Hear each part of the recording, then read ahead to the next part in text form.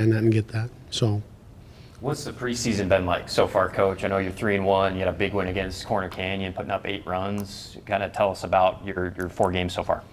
So we're now, for us in the competition in tournaments and preseason, we try to find out where we're at. We see who's going to step up, who wants to play, who's going to be our performers. We've kind of solidified that. We've talked about it with the boys.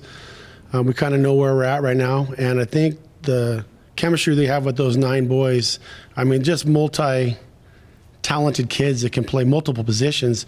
So we put one into pitch, we move a little bit around here, and we're still solid in defensively and offensively where we're at. So if we want to move a pitcher to the first base and an outfielder into pitch, and we just move those 9 guys around, and it's been pretty solid. But we've got some kids that are juniors and seniors, and some sophomores that are chomping at the bit to pushing them to take their spot. Our game against Corner Canyon, I thought was about where we want to be. We're moving. We got the jitters out.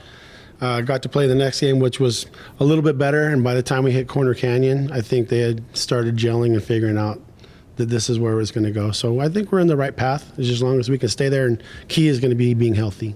Talking with Coach Glenn McClellan here. Pineview Panthers, before we meet the players, Coach, talk about some guys that are going to be new to the varsity team that have really impressed you that could help out, and maybe talk a little bit about your strengths and what you really like. Maybe that's pitching and defense. Maybe that's rattling the bats. Talk about your strengths. Well, I'd say strength-wise, we got a lot of pitchers. We got some kids that can throw the ball. We got, of course, Nolan can pitch here for us. Daniel pitches for us. McLean pitches for us, and Hunter Stubbs pitches for us. I mean, there's 4 great kids that can deliver the ball. We've also got Trayton Staley, who's a junior, who can throw the ball well for us. We've got some other kids sitting, waiting for their opportunity to pitch. Defensively, I think we're pretty sound. Offensively, we can swing it. I think the boys are getting the confidence they need and understanding the role that is not so much about my hit, but the win for the team and what they need to do. So I think collectively we're pulling it together and doing a good job, what we need to do. Right. Go ahead. I was going to say, why don't you introduce your players to us and see who you brought along? I know you got some experience on this team. Yeah, I'd love to. We've got a lot of experience. We got right here Hunter Stubbs. He's a junior, shortstop pitcher for us. Does a fantastic job. Has been playing since he's a sophomore. Actually started as a freshman with us, so he's got plenty of experience. We've got Nolan Ficklin, who's been on our varsity program last year and this year as a pitcher. He's a senior this year. We have Daniel Elder, who has been with us since his freshman year, running bases, to sophomore year, to playing down on the JV a little bit and getting some varsity time in junior and senior year. And we got McLean, who transferred over from Desert Hills with us a couple years ago and has been a part of our varsity squad. And we've got lots of kids we could bring, but these are the 4 that we felt are going to contribute a ton to us right now. So. Hunter, you've been in the program forever, playing a lot of innings. How has this off season and prep for your senior year been different than, I guess, preceding off seasons? This is actually my junior year. Junior season, sorry. Like you said, I've been here since I was like a freshman, and I just looked at all the older like seniors and juniors playing above me and learning from them, and now I just got to work on showing those younger kids what Pineview's all about, and the mental aspect of it, and yeah. How many off-season games, Hunter, did you and some of your teammates play? Is it baseball only for you, and is that year-round? Yeah, I took 7 months off after the summer. I actually won a big tournament for CBA and actually went on your show and talked about it. But still, even not playing baseball, you still gotta even hit the cage or throw a little bit. It's just some little stuff that still help out a lot. What was cooler, winning the tournament or being on the Devin Dixon show? Both. Yeah. It was a giant tournament, winning that thing, and then getting a text from my dad saying, you going on the show. I was like, heck yeah, let's do it. So yeah, it was awesome. Coach talked about your pitching staff, and he said all 4 of you guys can hurl it when you need to. Region's kind of funny though, because you might only pitch a couple of innings all season long until you get to the tournament, and then things change. Is it hard being focused and staying ready? Let's start with Daniel. I think you just always got to be ready. You got to be putting in work, even if you're not going to be in every playing or pitching every week. you gotta be throwing bullpens. You gotta be staying ready for that moment when you need, like, you're needed. So you just gotta always be ready. You just never know, huh? Exactly. And what do you think, Nolan? So like last year I kind of struggled with this like a little bit. Like I didn't always get to pitch, and so like when I did get to pitch, I wasn't necessarily ready. But for me, I've been like constantly doing like taking care of my arm was the biggest jump for me from last year to this year. Is always making sure my arm's ready. Cool. Nolan, what's in the arsenal? What's your go-to pitch? How does it change? What you got a knuckleball you like to mix in once in a while? So, well, my knuckleball is pretty filthy, but unfortunately, I can't throw it on a mound. For some reason, on a mound, it just does not work. But right now, probably my go-to pitch is gonna be my two-seam. It moves a lot, and I can control it well. And for strikeout pitches, I'll mix between a curveball and a slider. Yeah. Coach, how much freedom do you give your catcher to call the game, and how often, especially preseason right now, and then will that change in region from you calling the pitches or your pitching coach to your catcher calling games? We got like I said, we've got a great bunch of young men. We could have brought every one of these kids, all 9 of these starting kids. I mean, I've got a great staff. Coach JP DeWitt, he's our pitching coach. He calls a great game, and he does probably call 95% of the pitches. And so until we've got a young sophomore catcher right now who has our spot. And so, and he's very well versed in the game. But right now I think, JP kind of oversees that and takes care of that. We communicate, we track, obviously, and do those things. And there's every once in a while where we sit and talk about how we want to pitch a certain player and whatnot. But JP is very well versed in those things, and he does a great job. So as far as he gave us like a book for the bullpens we can write in, before and after, like what we can work on, how we feel, and, when we get ready for the next bullpen, how we feel like before a game and stuff like that. So he's a great coach. Yeah, he makes the kids accountable. They got to track what they're doing, how they're feeling, what's going on, so we can go back, look at the books, and see where we need to make adjustments. Little money ball system going on. I like that. Coach DeWitt. We haven't talked to McLean yet. McLean, what's the offseason been like for you? And kind of just give me a little bit of a gauge for sizing up the rest of Region 9, because we know how tough this region is. Yeah.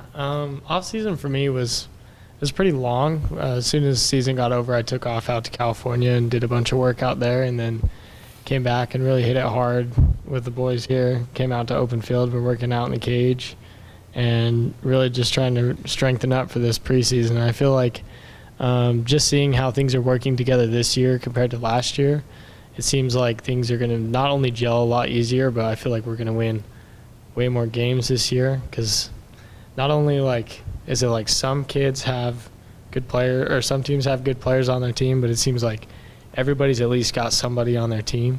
So it's really going to be like just battle who can stay focused the longest and who pulls through on top. Does Coach turn you guys loose on the base pass? Are you a quick team? Some of us got the green light. Yeah, there's some that have the green light. Some do, some don't. We actually ran into that situation this last term. We had some kids that have a green light on at the bat with some bunting scenarios. We have some kids that had some green lights on the bases, and we got those crossed, and we learned from it.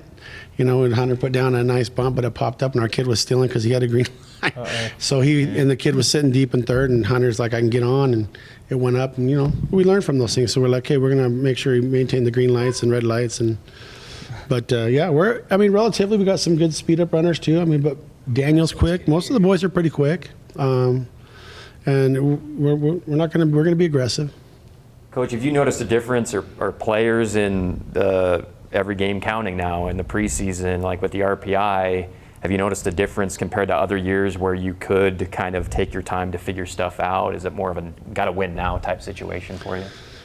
I don't know that it's so much a gotta win now. We're working the process. Winning is not, obviously we always play to win, but that's like, sometimes we just don't have control over that. We've played in games where no strikeouts, 21 outs, and you could hit it to the same person the whole game, and the other team just seems to hit it in every hole.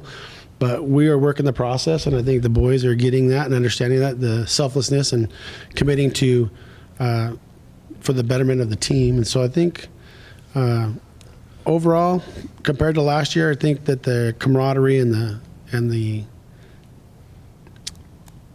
I don't know how you put it, the Morale. the morale and the friendship between them, it just is so different. Well, you got twins everywhere, right? Don't you have Oh two yeah, sets of twins?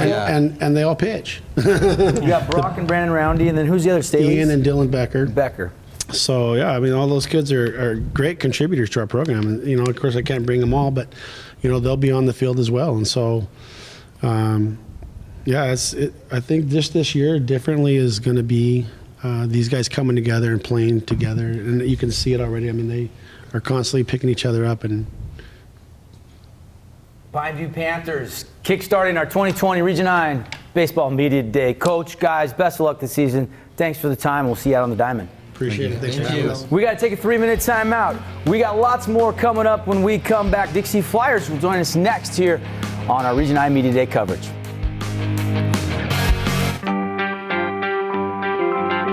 I take the road less traveled, run free, unwind, unravel someplace outside with lots to do. Green trees, red rocks, and don't forget that blue sky. The sunshine shining, sunshine pouring on me. Think I might just stay a while. Say hooray all day because the sun is gonna shine on me. Sun is gonna shine on me. Sun's gonna shine on me.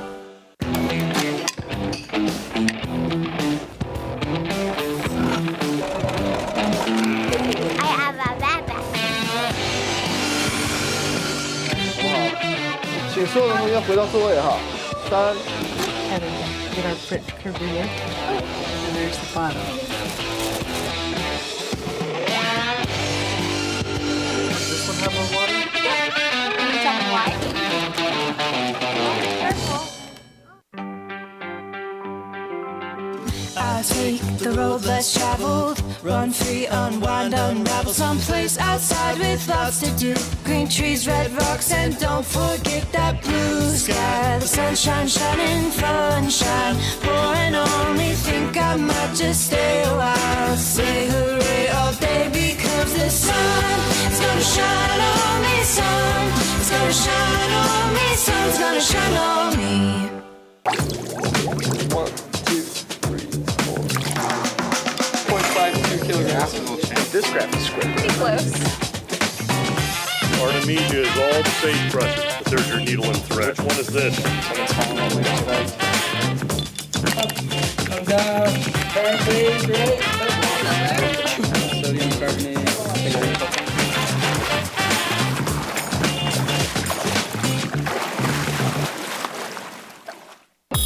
Radio Dixie 91.3.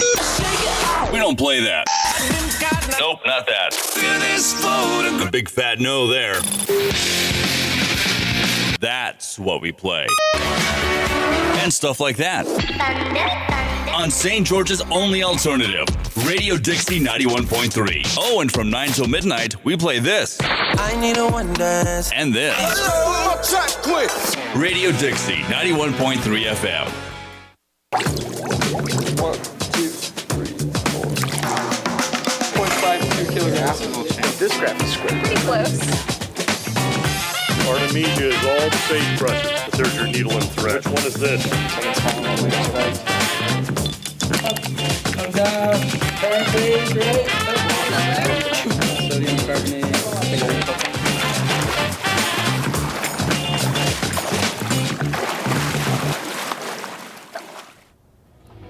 Hey, welcome back, and it's a lot of fun to be here with you. Region 9 Baseball Media Day. We're just getting underway. If you're just jumping on 97.7 ESPN, Pineview Panthers were just in the building.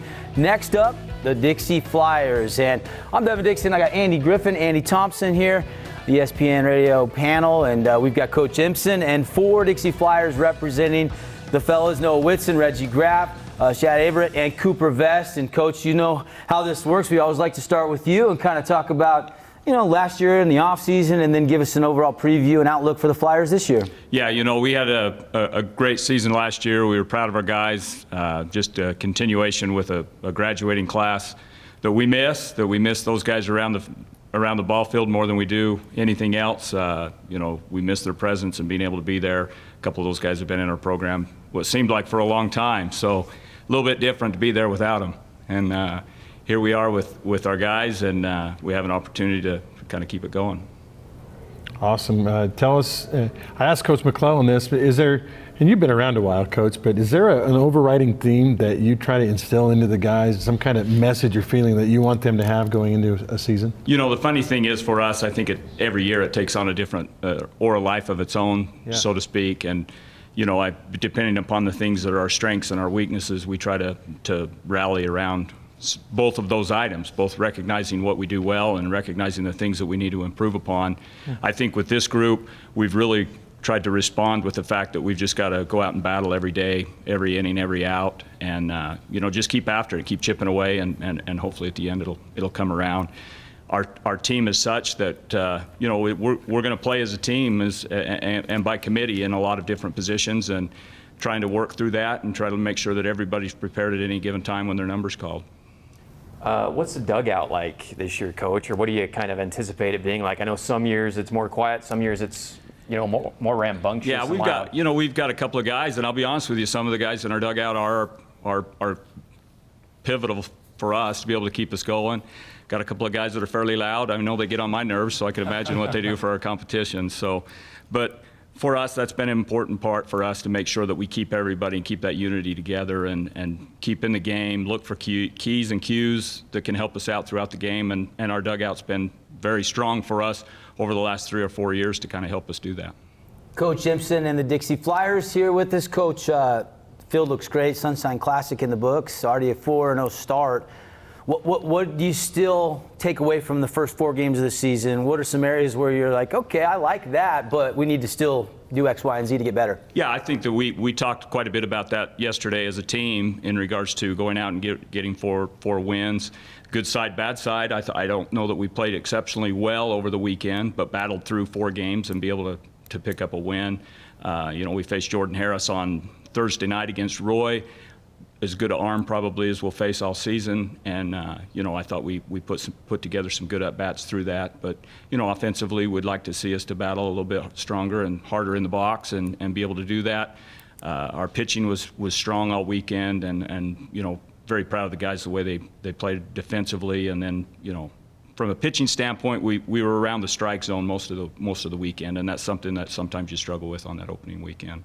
It's a ways off, but have you had a chance to look at the way the playoffs are going to be this year? It seems kind of bizarre to me. Yeah, there's no question. I mean, anytime there's a change, we become accustomed. We're creatures of habit in terms of what we do, and we've always set our schedule up and taken our season in terms of threes. We had a preseason that would prepare us for a region season that would help us prepare and qualify for the state season, and you know, now with everything going on, it's all combined together. And so as we put that together, and then the tournament's now a little bit longer than it used to be. So the opportunity for us to develop arms to be able to get us through, you know, that week and a half or 10 days of what the state tournament will be is going to be important for us. And we're going to be looking for guys to be able to step up and fill those spots.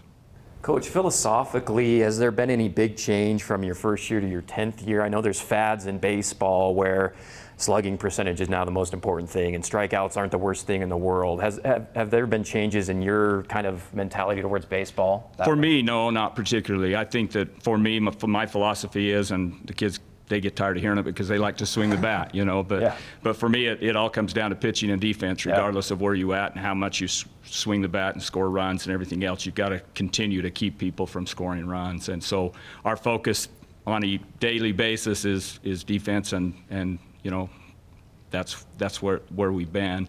And then from an offensive perspective, I don't know that it's changed a lot for me in terms of how we approach it.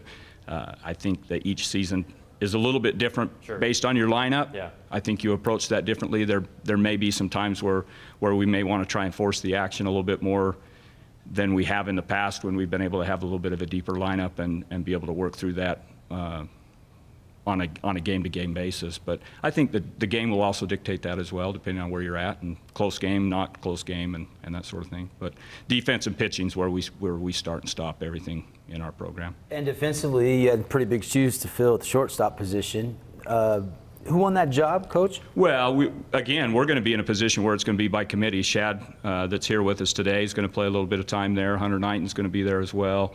A lot of positioning on us and on our field defensively is really going to be dependent upon who's on the mound. depending on who's on the mound, may dictate a lot of things. And that's where we've really tried to structure that with our players to say, hey, based on our pitching and where we're at is going to depend on how we're going to set up our lineup, and being able to do that, everybody's got to be ready to go, and nobody can kind of get their dauber down if they're not in the lineup, and because it's just a pitching change away from them being thrust into a position to help us out. It sounds like you like some of the guys and their ability to be that utility guy, though, and be versatile. Oh, absolutely. We've got a handful of guys on our team that are going to be able to be moved around, and it's a continual question and conversation that we have at practice every day. Where do you want to see me? What do you want? What kind of look do we want? So we're going to be moving some guys around, and we feel like we have some flexibility in that to be able to do that this year. Dixie Flyers with us here, Coach Gibson. Let's meet the players representing the Flyers and open up for questions for the players. Noah Whitson, Reggie Graff, Chad Averett, and Cooper Vest. And obviously, a senior-laden group here. And Coop, I guess we'll start with you. And gosh, you've been a Flyer forever. This is your final run with the Flyers before you go up to BYU. Is that still the plan for you? Yeah, that'll be the plan this fall. What's the mindset like? How many games you play in the offseason? Did you try to slow it down, or did you play just as many as you have every other offseason your whole high school career? No, I still play just as many games, if not more, this offseason. I feel like at bats, that's how you learn. That's how you get better in baseball. You got to take in-game reps, and you got to keep practicing and playing hard every day. So that was a lot of baseball this offseason. How'd you balance, working on the offense versus working on the defense? You splitting it 50-50? My coaches, I played at the Marshalls this summer and then played at Dixie a little bit in the fall and winter. They did an exceptional job of just putting me on the mound when I felt good, and then kind of limiting my time as an offensive hitter and outfielder and first baseman as well, just depending on how my arm felt. So they were super good to me and how I was feeling. Reggie, I saw your dad the other day. We talked about you, of course, but he talked about the future. Your future is probably football. What are you trying to get out of baseball this year? Obviously, besides competing and trying to win. Well, I've always loved baseball. It's always been my first love, and I think just coming in as a team and hopefully we can play well enough to go win a region championship and then win a state championship. I'm here to go win. So, is there a possibility you change your mind and maybe baseball is your future if you have a spectacular season? I guess we'll see. I like that answer. Noah, you came in relief in that game that we were talking about earlier with Cooper. What was your focus in the offseason specifically as a pitcher, relief pitcher, just being on the mound? In the offseason, I did a lot of pitching. That's like my primary position. So when Coach said, "How do you feel?" I felt great. And so when he told me to go out there and see if I could finish the game and what Coop had put out for me, I knew that I had a team behind me with whatever happened, and so went out and ended up doing pretty well and got the win. Would you rather come in and try to do a combined no-hitter, or would you rather come in and try to work out of a jam? You'd probably rather have the no-hitter, right? But a little pressure that Coop went all the way at 6 innings and then you had to come finish the deal?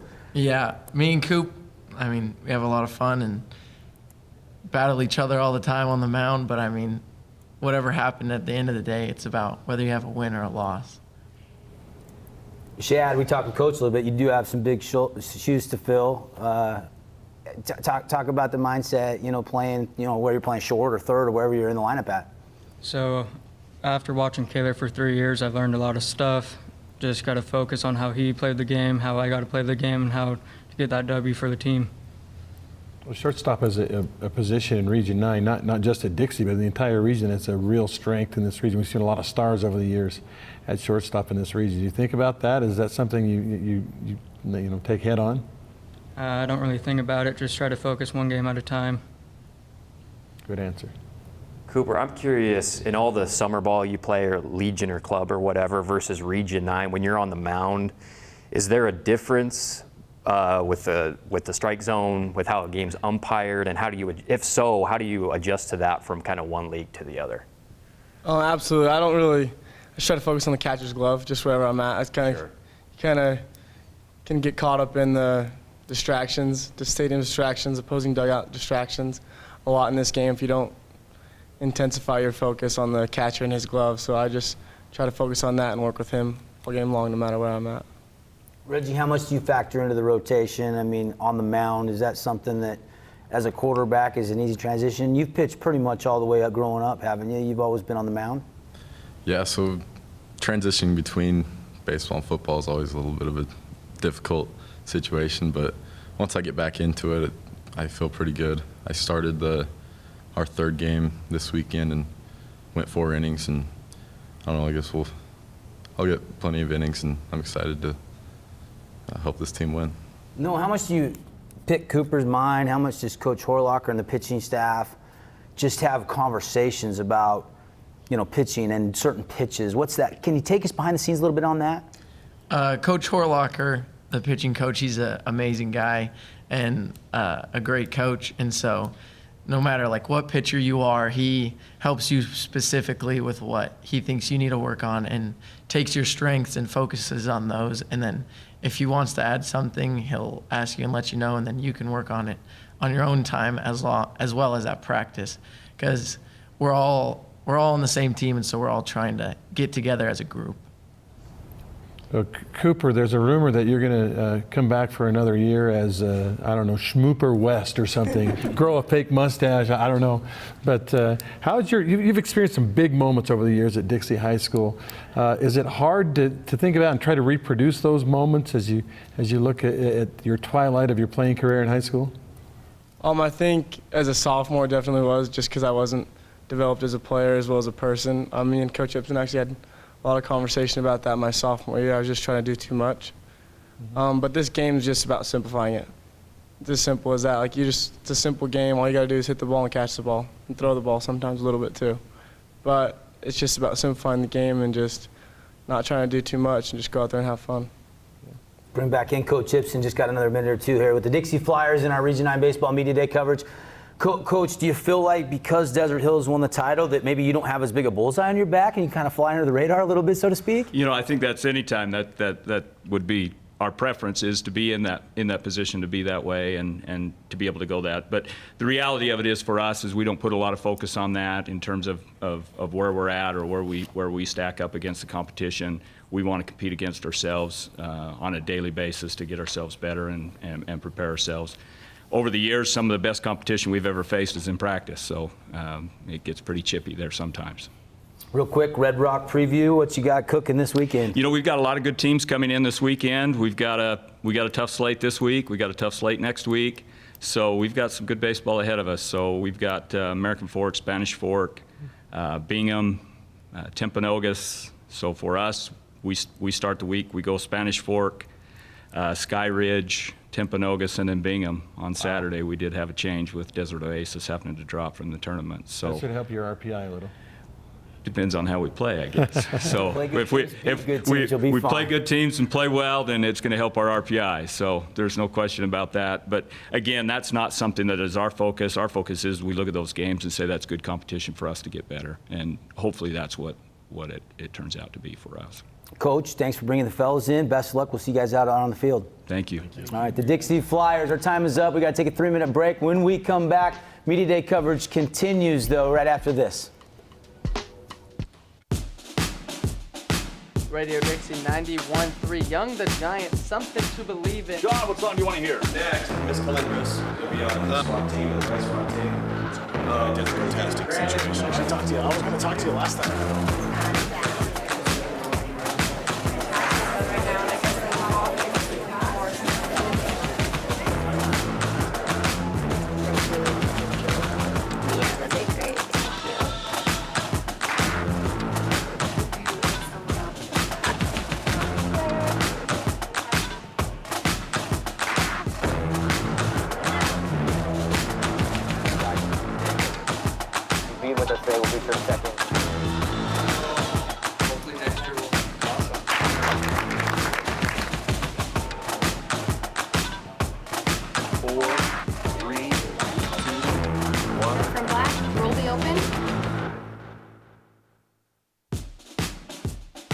Radio Dixie 91.3. Young the Giant, something to believe in. John, what song do you want to hear? Next, Miss Calendris. You'll be on the SWAT team, the best SWAT team. Just a fantastic situation. I should talk to you. I was going to talk to you last time.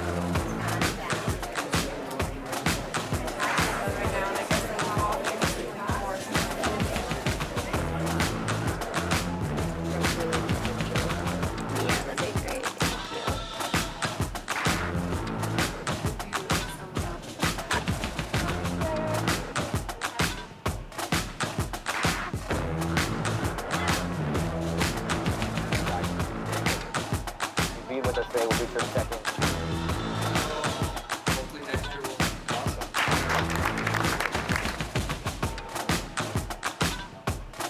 4, 3, 2, 1. From black, roll the open. Tell me not in mournful numbers, life is but an empty dream. For the soul is dead that slumbers, and things are not as they seem. Art is long and time is fleeting, and our hearts, though stout and brave, still like muffled drums are beating, funeral marches to the grave. In the world's broad field of battle, in the bivouac of life, be not like dumb-driven cattle, be a hero in the strife. Lives of great men all remind us that our lives can be sublime, and departing, leave behind us footprints on the sands of time. Footprints that perhaps another, sailing over life's solemn moon, a forlorn and shipwrecked brother, seeing, shall take heart again. Let us then be up and doing, with a heart for any fate. Still achieving, still pursuing, learn to labor and to wait. Welcome back, 2020 Media Day. Devin Dixon, Andy Griffin, Andy Thompson, ESPN 97.7. If you're listening on radio, watching on CEC TV or our website, sportsradio977.com. Thanks for accessing us as we've got the Snow Canyon Warriors joining us, and we've got Coach Sechrist, and we've got 4 players representing the Warriors: Bubba Deming, Landon Fry, Mason Strong, and Kyler Stewart. And Coach, we'll start with you and open up for some opening comments on an overall preview of the Warriors for the 2020 season. Well, so far, I think pretty good. We had a good weekend, played real well. We're definitely young. We have 2 seniors. We started 2 seniors, 5 juniors, and 2 sophomores. So all who contributed real well and played well this weekend. We also got some guys behind them that can fill in and play as well. So liking what I'm seeing so far. They're excited to be out on the field and getting after it right now. They had a good off-season, good January, February, and now getting ready to be out there with the spring here. Give us a little look at your pitching staff and a little bit of what the heart of your order is going to look like for the Warriors this season. So yeah, we have definitely a lot of guys that can pitch. So Carson Herman started our first game for us, left-hander. Changes speeds real well, does a good job that way, and then Landon Fry through the second game, and then sophomore Isaac Lyon through the third game. And but we definitely have guys lined up to throw behind them. Got Luke Anderson, another sophomore, some work. Kyler Stewart threw an inning, and Jackson Ince came in. But we still have some more guys that didn't get some innings this weekend. So we're looking forward to having 4 games this weekend and really kind of getting after and kind of seeing what that 4th game brings us. Coach Sechrist and the Warriors with us. Coach, your 16th year. You're coming off a 7-5 Region 9 record. You guys were 18-10 overall. And it sounds like you're excited to coach this group. Yeah, I'm real excited. This is a great group, and they've matured a little bit here, in the last few years. And with the sophomores that are on the team are going to be pushing them, and our seniors are going to show that leadership and definitely get after this season. But definitely excited. First year I haven't had a son in the program in 10 years, so I can relax. But no, I mean, I treat all these guys like mine when I'm down there at third base. Want them all to do well, and but it's kind of nice to just relax and let these guys go and not have to really be a dad while I'm coaching. Yeah, there's no Sechrist on the roster, but there's names like Fry and Deming that it seems like you've had a Fry or a Deming on the team for quite some time now. Yeah, that's been great too. I'll keep taking them, but now they have sisters, so I'm not sure. We still got Landon's got a little brother in the program, so that's good. And yeah, I mean, definitely some familiar names, last names, but no Sechrist. You put up a ton of runs so far, Coach. You guys are always awesome early on in the season, it seems like. But surprising that the offense is putting up these kind of numbers through a few games. No, I think that's kind of the great thing about this team is we got down to Cimarron in that first game, I think 3-0, and then bam, we put up 7. And so I see that happening quite a bit where we just take, I don't know if we put up a single run in an inning this weekend, like where we just put up one run. I think we put up some crooked numbers every time. There might have been one where we got one run, but for the most part, we were scoring 2, 5, 7, 6. I think we got 6 twice in 2 innings against Skyline. So obviously something to say about them. We had 7 straight hits in one game. I mean, guys that just catch fire and go, and when they're all on pace to do what they should be doing, it's going to be exciting to sit back and give some low 5s as they run around third base. Region 9 so ultra tough. What with the RPI and everyone in the playoffs and stuff, does it matter really that much how you place in region as long as you're in the game? Region championships are great. I've never been that big on them, but obviously you want to win the region. It's puts you in a better spot. But I think as long as we're in the playoffs every year, the years that we've won the state championship, I think we won the region one time, and they actually took that away from us. So anyway, then we went and won the state championship. So that's the most important goal, is that state championship. I think our region, everyone knows how tough it is. So it's like, hey, you won the region, but we might get you in the playoffs. And so I don't think we worry too much about that. But definitely, I think these guys want to win the region championship. I would love for them to win the region championship, and then obviously try to get that state championship also this year. I thought you guys had a great game plan. Dixie actually comes back, gets you. Cooper Vest strikes again. How much is that? I know. I thought I saw him when he was leaving. I was like, "You're still here?" So, no, he's a good kid and a heck of a player. So, we'll find a way to get him this year. So, I don't know. I don't want to fuel his fire at all. Believe me, I've already done that. So anyway, but that was a great game up there, and we threw a different look at them and tried to do some different things, and it was a good game plan that we'd put together, and just fell a little short again. But definitely think that we could have definitely been in the running last year for the state title also if we get past our region opponents. Yeah, let's bring in the players. Snow Canyon Warriors with us here hanging out. Coach Sechrist, we'll bring him back in. He's not off the hook yet. We've got some more questions for him in just a minute, but we got Vaughn Demme, Landon Fry, Mason Strong, Kyler Stewart, and Landon, let's start with you. And how much does that fuel you, losing in the postseason? How much does that fuel you through the offseason? I know you got your studies, and I know you got your football, so there's some distractions, but it's got to be a little bit of a motivator knowing you want to get back to the show and make another run at a title. Yeah, it's tough. I mean, it sucks going all off season and thinking about that and just knowing how that ended and just coming up barely short. But I think it really helps, translates in the weight room when you're just thinking about stuff, and it just pushes you. Congrats on signing with the U. Yep. That's big news for Region 9. Another Pac-12 athlete coming out of little old St. George. Tell me a little bit about the recruiting process, and how nice is it to commit and have that all done so you can focus on your season? Yeah, I went through last summer and had a few colleges looking, and I went up to Utah's campus and toured it, and I just felt the best about that. And so it's nice to have it over. Now I can just focus on high school and just playing. So. Vaughn Demme. Your name sounds kind of familiar, Demme. Do you feel any pressure in knowing the success that your brother had? No, I try not to feel pressure because I know what he did for everyone here and how great of a player he was. So I try not to think about it since we're two pretty different players. Eventually, you don't want to be known as Austin's little brother, right? You just want to be known as Hopefully he's known as my older brother by the time the year's over. I like to hear that. I know the way you hit against Lehigh, you're on pace to hopefully probably I do can that, keep right? that up for a while. What's your plate approach like when you're in the batter's box? Are you jumping on first pitches? Are you more patient? Just kind of depend?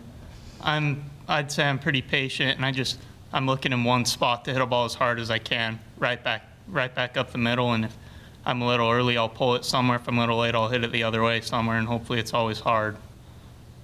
How did you all end up a baseball family? Your dad's a golf pro.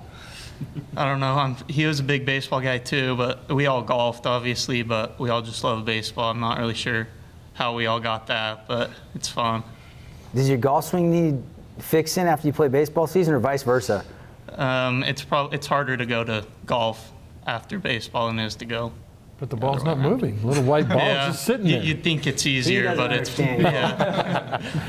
He's never broke 90 in his life. That's true. I'll have to work on that. Let's bring in Mason. Mason, you're widely regarded as the best catcher in the region and next level talent, man. What did you do this summer? Did you play with a certain team? I played with a team out of Vegas called LVR. They're coached by Evan Grasal, Brad, I don't know how to say his last name, but and then Sean West. But that's like my travel ball team I play with. How many games you guys played? Did you do well? Yeah, so we played, I don't know exactly how many games we played, but we went to like USA's and then kind of played like every 3 or 4 weeks, and then we went and played in Jupiter as well in Florida, which was an awesome experience. Yeah.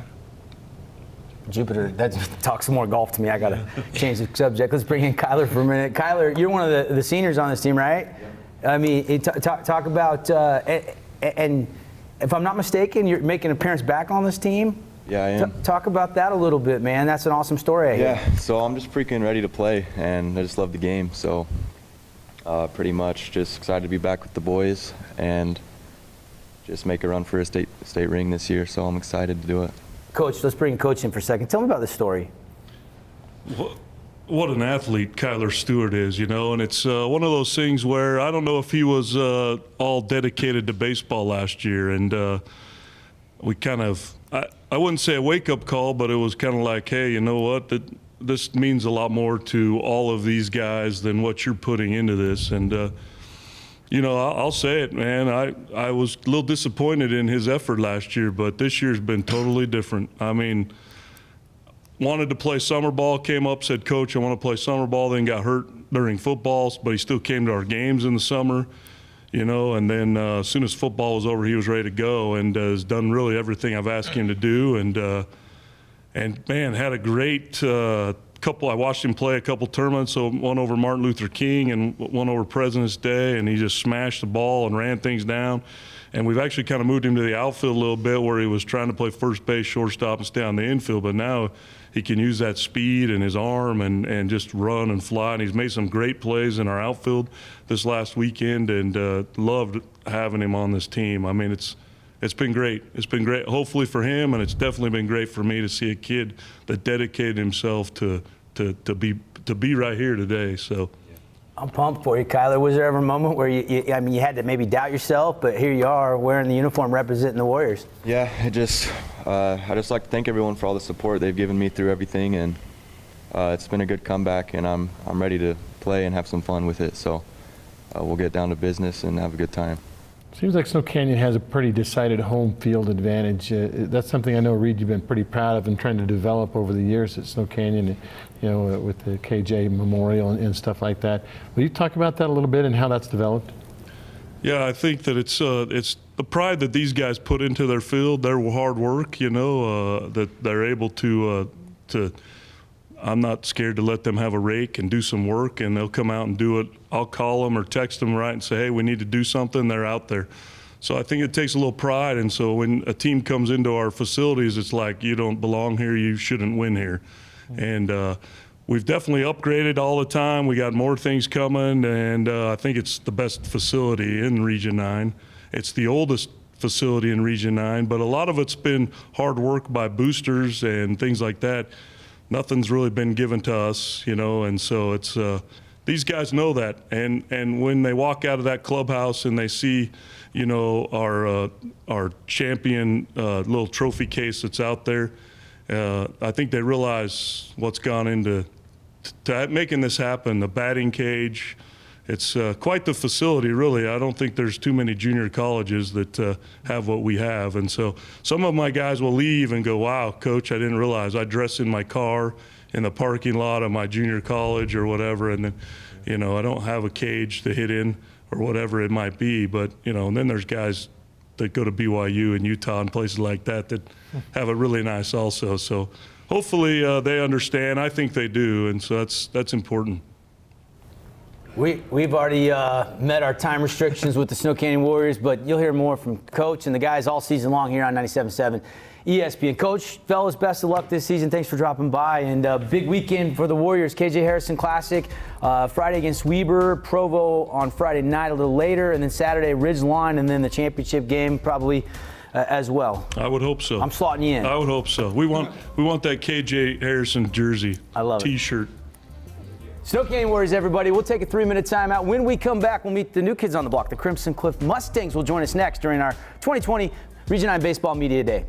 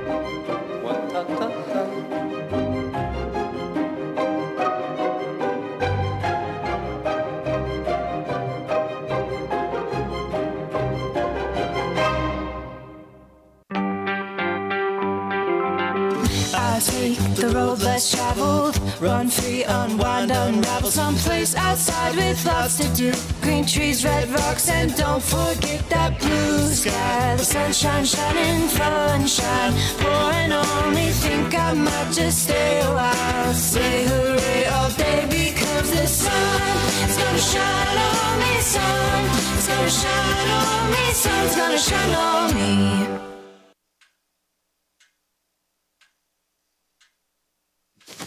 Awkward. I'm the awkward silence. You try to avoid me, then there I am again. But an awkward silence can be a great thing. Like Kelly here is about to demonstrate. You haven't really been yourself lately. Are you okay? Find out how you can help a friend with their mental health at seizetheawkward.org.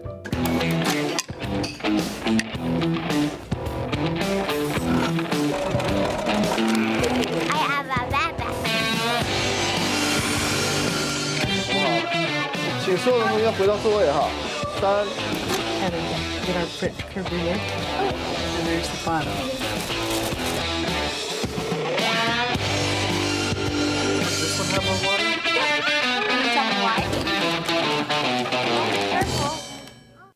1 in 3 adults has pre-diabetes. That means it could be you, your favorite brother, your other brother.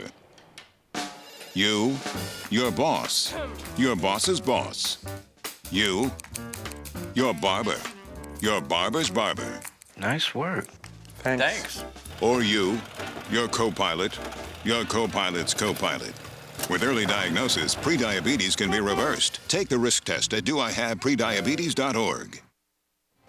Welcome back, everybody. Devin Dixon and Andy Griffin. We've got Andy Thompson here on our 97.7 ESPN panel. And it's always fun to bring you our Region 9 Media Days. We do them for football, basketball, and baseball. And the Crimson Cliff Mustangs, first year school. And, of course, that means first ever year of high school baseball. And Rusty Taylor in the offseason, hired Coach Justin Abbott, who joins us now representing the Stangs. And we've also got Zach Andrus, Cannon Kutch, Logan West, and Harold Hansen. We'll get to the players in just a minute. But, Coach, let's start with you. And, man, tell us a little about how you got the job and the excitement level. And we don't know a lot about your team. It's all, these guys coming from all over to make a new program and a new school. So fill us in. Yeah, I mean, when I heard the new school was opening, it was a topic of conversation in my household with my wife, and I'd been a head coach before, and so for me, it's something that at times I wasn't so sure of, but being in a new school, starting a new program, starting a new culture, I knew at one point we'd have some youngsters coming in and kind of knew the demographics of things, and I looked forward to the opportunity, and so I applied, and it worked out. I'm happy to be here. Tell us a little bit about the makeup of this team. How many kids did you have turn out?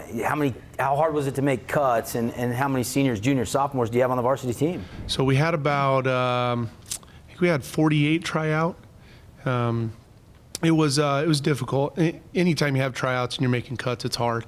Doesn't matter what level, what year, you've been here 20 years or one, it's still always going to be difficult. We kept 22 on JV varsity.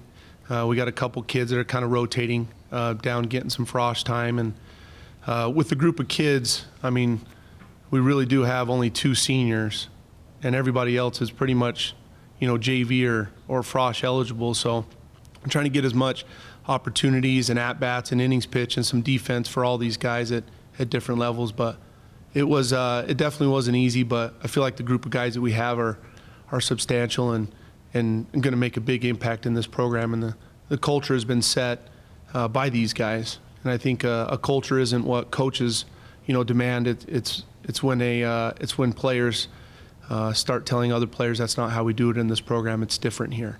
And that culture has been good. And so we're excited about the group, and our coaching staff has put in a lot of work, and we got some really good guys on that coaching staff that I trust and have put in some really good work with these guys. So we're excited. Real quickly, I know Coach Boyer's helping you out, right? Yep. But I don't know the rest of your staff. Introduce your staff. Mike Gargano's doing our pitching. Okay. He knows Region 9 a little bit. Yeah, a little bit. Ron Wright is doing our hitting.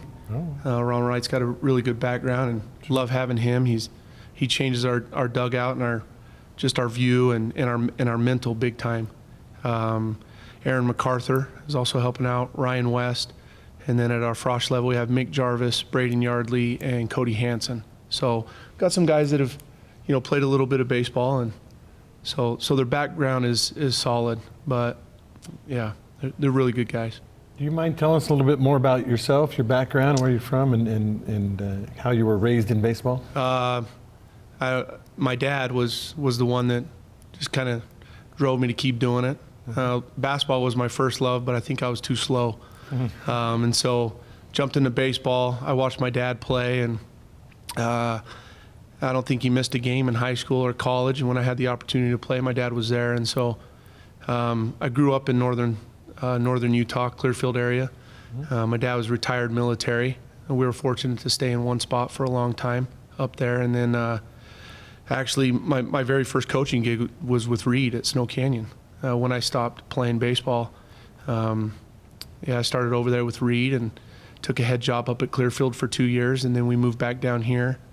Taught at Dixie for a couple years, and here I am at Crimson. So he's the only Region 9 coach that I have a signed pink jersey of. Oh, you still got when that. he played for the St. George Roadrunners, they had the Think Pink night. Yeah. And I ended up getting the winning bid on your sign number 19. Couldn't have cost you much. That's a relic, man. I'm never letting go of that That's thing. awesome. Let's meet the guys. Coach, why don't you introduce the guys and tell us a little bit about them, their classification, and their positions?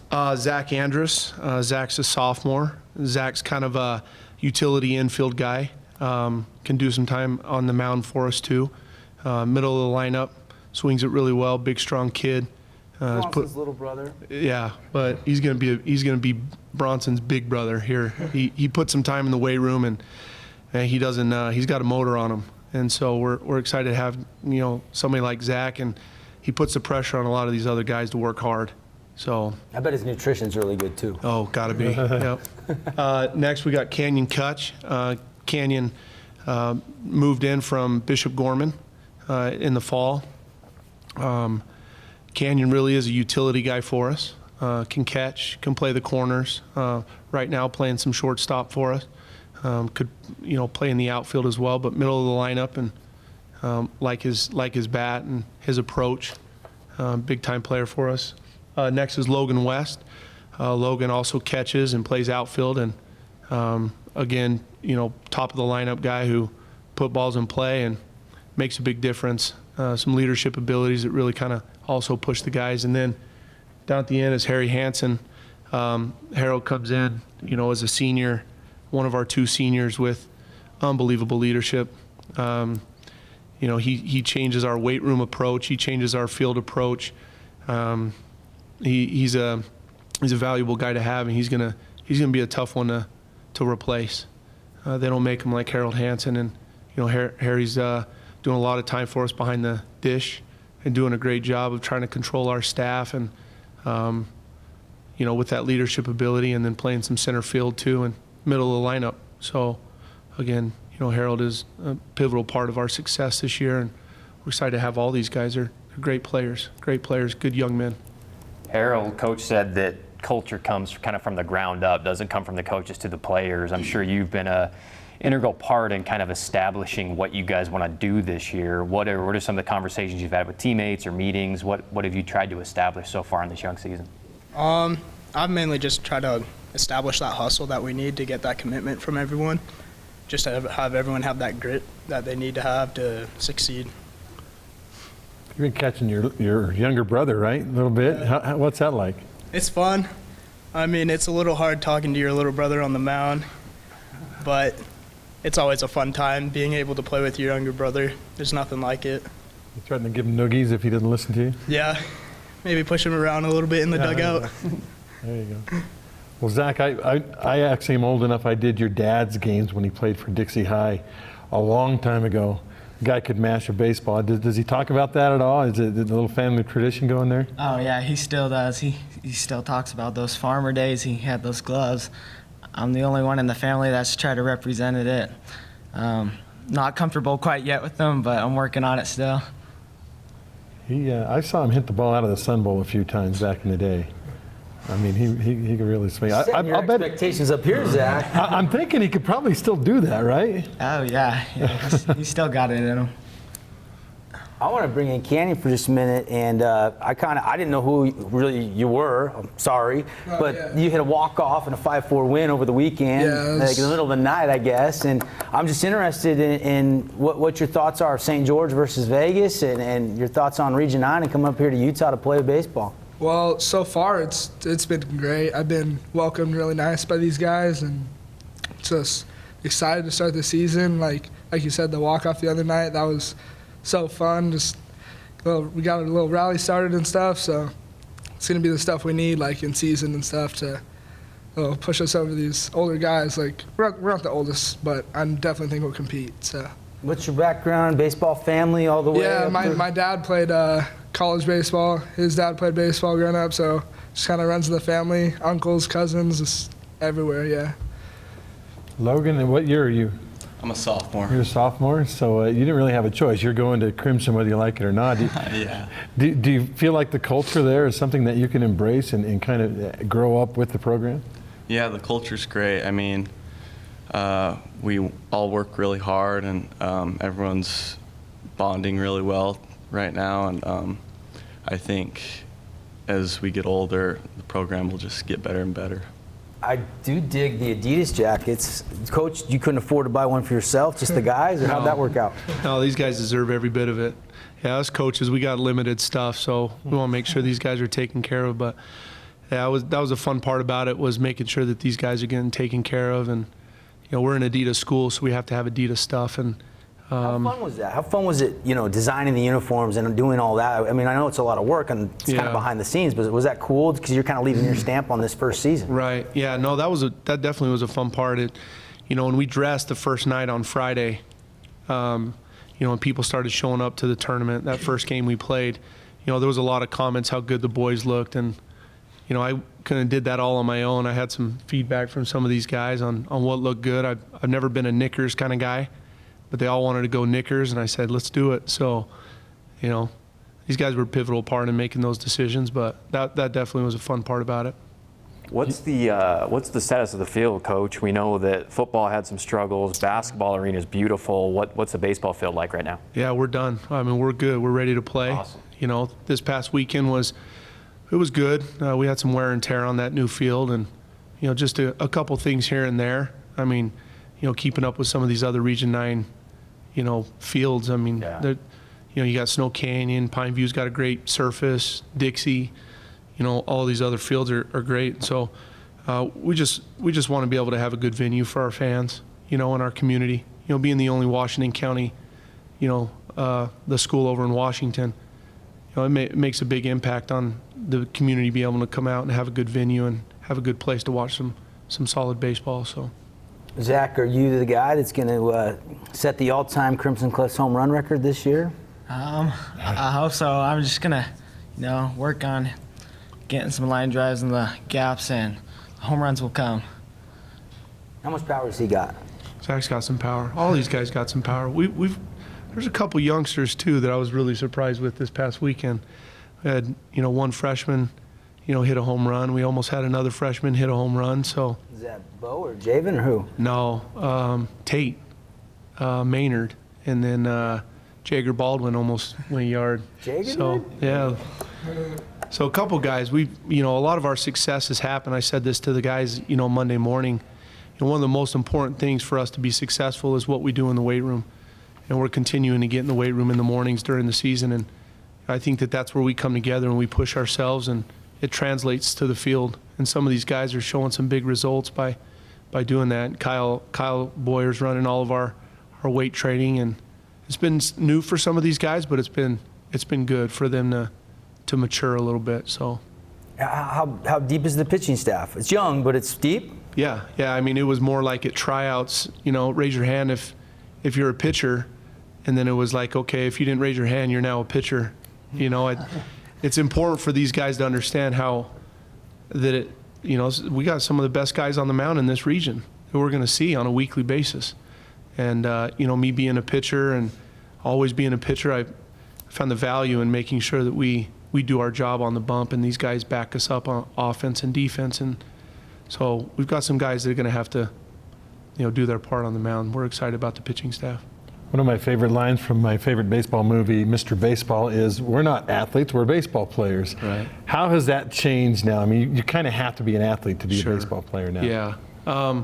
Well, I mean, these guys played multiple sports. I mean, Harry was a football player, and, Zach played football too, and we got a lot of multi-sport guys that, I think when we coach, and a lot of the guys on the coaching staff we coach athletes. We're trying to bring the athleticism and keep the athleticism in these guys to be able to play this game at a high level. So that's all the time we have for the Crimson Cliff Mustangs, but it's going to be exciting. A year of new firsts, new records. They're leaving the sweat on the field for the very first time over there. And, of course, play picks back up for you guys this Friday. You guys are hosting another tournament. You got some big schools coming in, so keep an eye on them. Friday, they got Brighton and West Jordan. Saturday, games with Stansbury and Mountain Ridge. Coach, guys, best of luck this year, and thanks for joining us. Thank you. Thanks.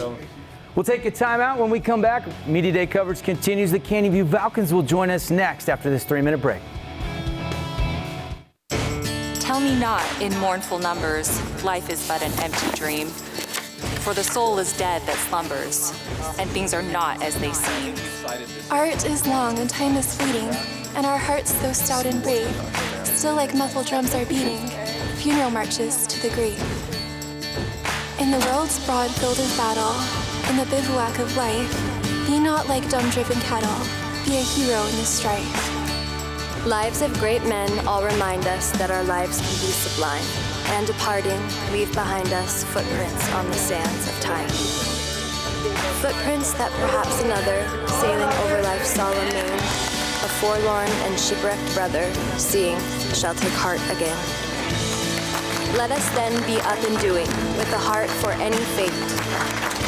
Still achieving, still pursuing, learn to labor and to wait. Hey guys, how are you today? Good. I'm here to talk about how with technology you can make amazing worlds. Come with me.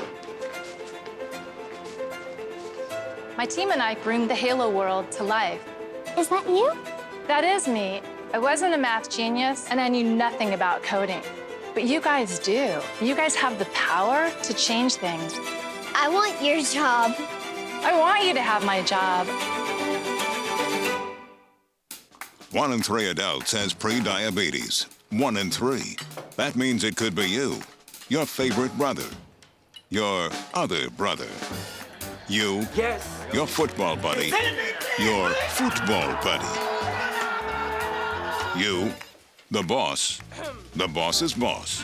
If 1 in 3 adults has pre-diabetes, that means it could be you, your barber, your barber's barber. Nice work. Thanks. You, your plumber, Breathe right into your foot. your plumber's masseuse. Yes. You, your dog walker, On your left. your cat jogger. Or you, your co-pilot, your co-pilot's co-pilot. While 1 in 3 adults has prediabetes, with early diagnosis, prediabetes can be reversed. Take the risk test at doihaveprediabetes.org to know where you stand. When I first saw a turtle, my heart was full. Now I'm anything but lonely. We have this deep connection, this heart connection. He just wants to be close to you and part of your life. Every day with Turtle is a perfect day. When I'm holding her, it makes me feel calmer. I think everything he does shows how much he loves us. When we adopt a shelter pet, we discover they're a little bit of a lot of things. But they're all pure love. Welcome back to our 2020 Region 9 Media Day. We're talking baseball. And here at the CEC studios, Devin Dixon, Andy Griffin, and Andy Thompson hanging out on our panel. And next up, the Canyon View Falcons. Yes, making the drive down, joining us from up in Cedar City. And got Coach Jacobson, one player, Mason Ecker, and then Mike Hudson as well, one of the assistant coaches joining us here. And Coach, I always like to start with you for some opening comments and take us through the offseason, give us an overall preview of the Falcons this year. Yeah, well, thanks for having us. It's good to be down here. 17. I can't believe it. It's been a long time, but it's been fun. It's been fun, and I think Reed and I'm 17. I think Reed is 16. So, but no, it's been good. Canyon View's been good to us, and we love it there, and so. But no, we're excited to get year 17 going. We're excited to get it going. We got a bunch of good kids, and see if we can put something together this year.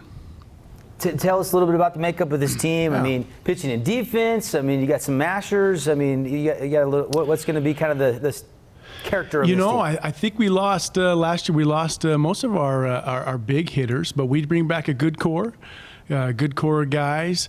I wouldn't, to be honest with you, I wouldn't look for us to be setting any home run records, but I feel like if we can, we got some guys that will put the bat on the ball and get singles, doubles guys, and hey, I can live with that.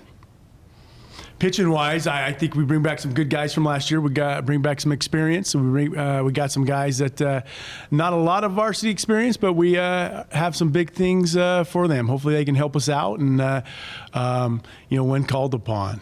So, one of the big names, Trevor Farrell, coming off a great basketball season. He kind of got overlooked a little bit in Region 9. I felt like he got hosed, to be completely honest. Three after three for days. Let me tell you about Trevor. He played this weekend, and he got invited to go play in that All-Star game. So Friday, he played 2 games with us on Friday. We hurried and got out of there, drove him back up to Cedar, caught a flight to Salt Lake. Somebody picked him up, drove him to Olympus, played. He was the high scorer. What do you have? I think he had 20 that night, and they drove back that night, and we played at 9 a.m. the next morning, and his first at-bat knocks a double down the line. So we called him little Deion Sanders there for a little bit. But, he had a busy weekend for us. You called him Deion Sanders, and then you had to explain to him who Deion Sanders was. I think he did know who Deion was, but he probably didn't know why, because Deion played football and baseball in one day that one weekend. So at least you didn't pull out the Bo Jackson or the Danny Ainge. Then it would have been really old school. Coach, introduce Mason. Yeah. Mason with us here representing the players. I will just say we had a little. Kind of a little excitement this afternoon. We had a few more players, they were planning on coming down.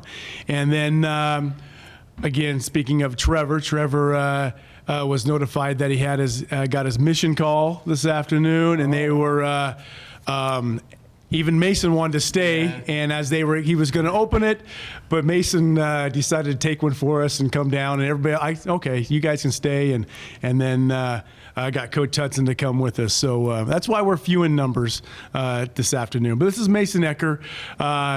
He's a senior. He is, he's really put in his time. And also with putting in his time, he's worked hard. But, he's kind of waited for his moment too.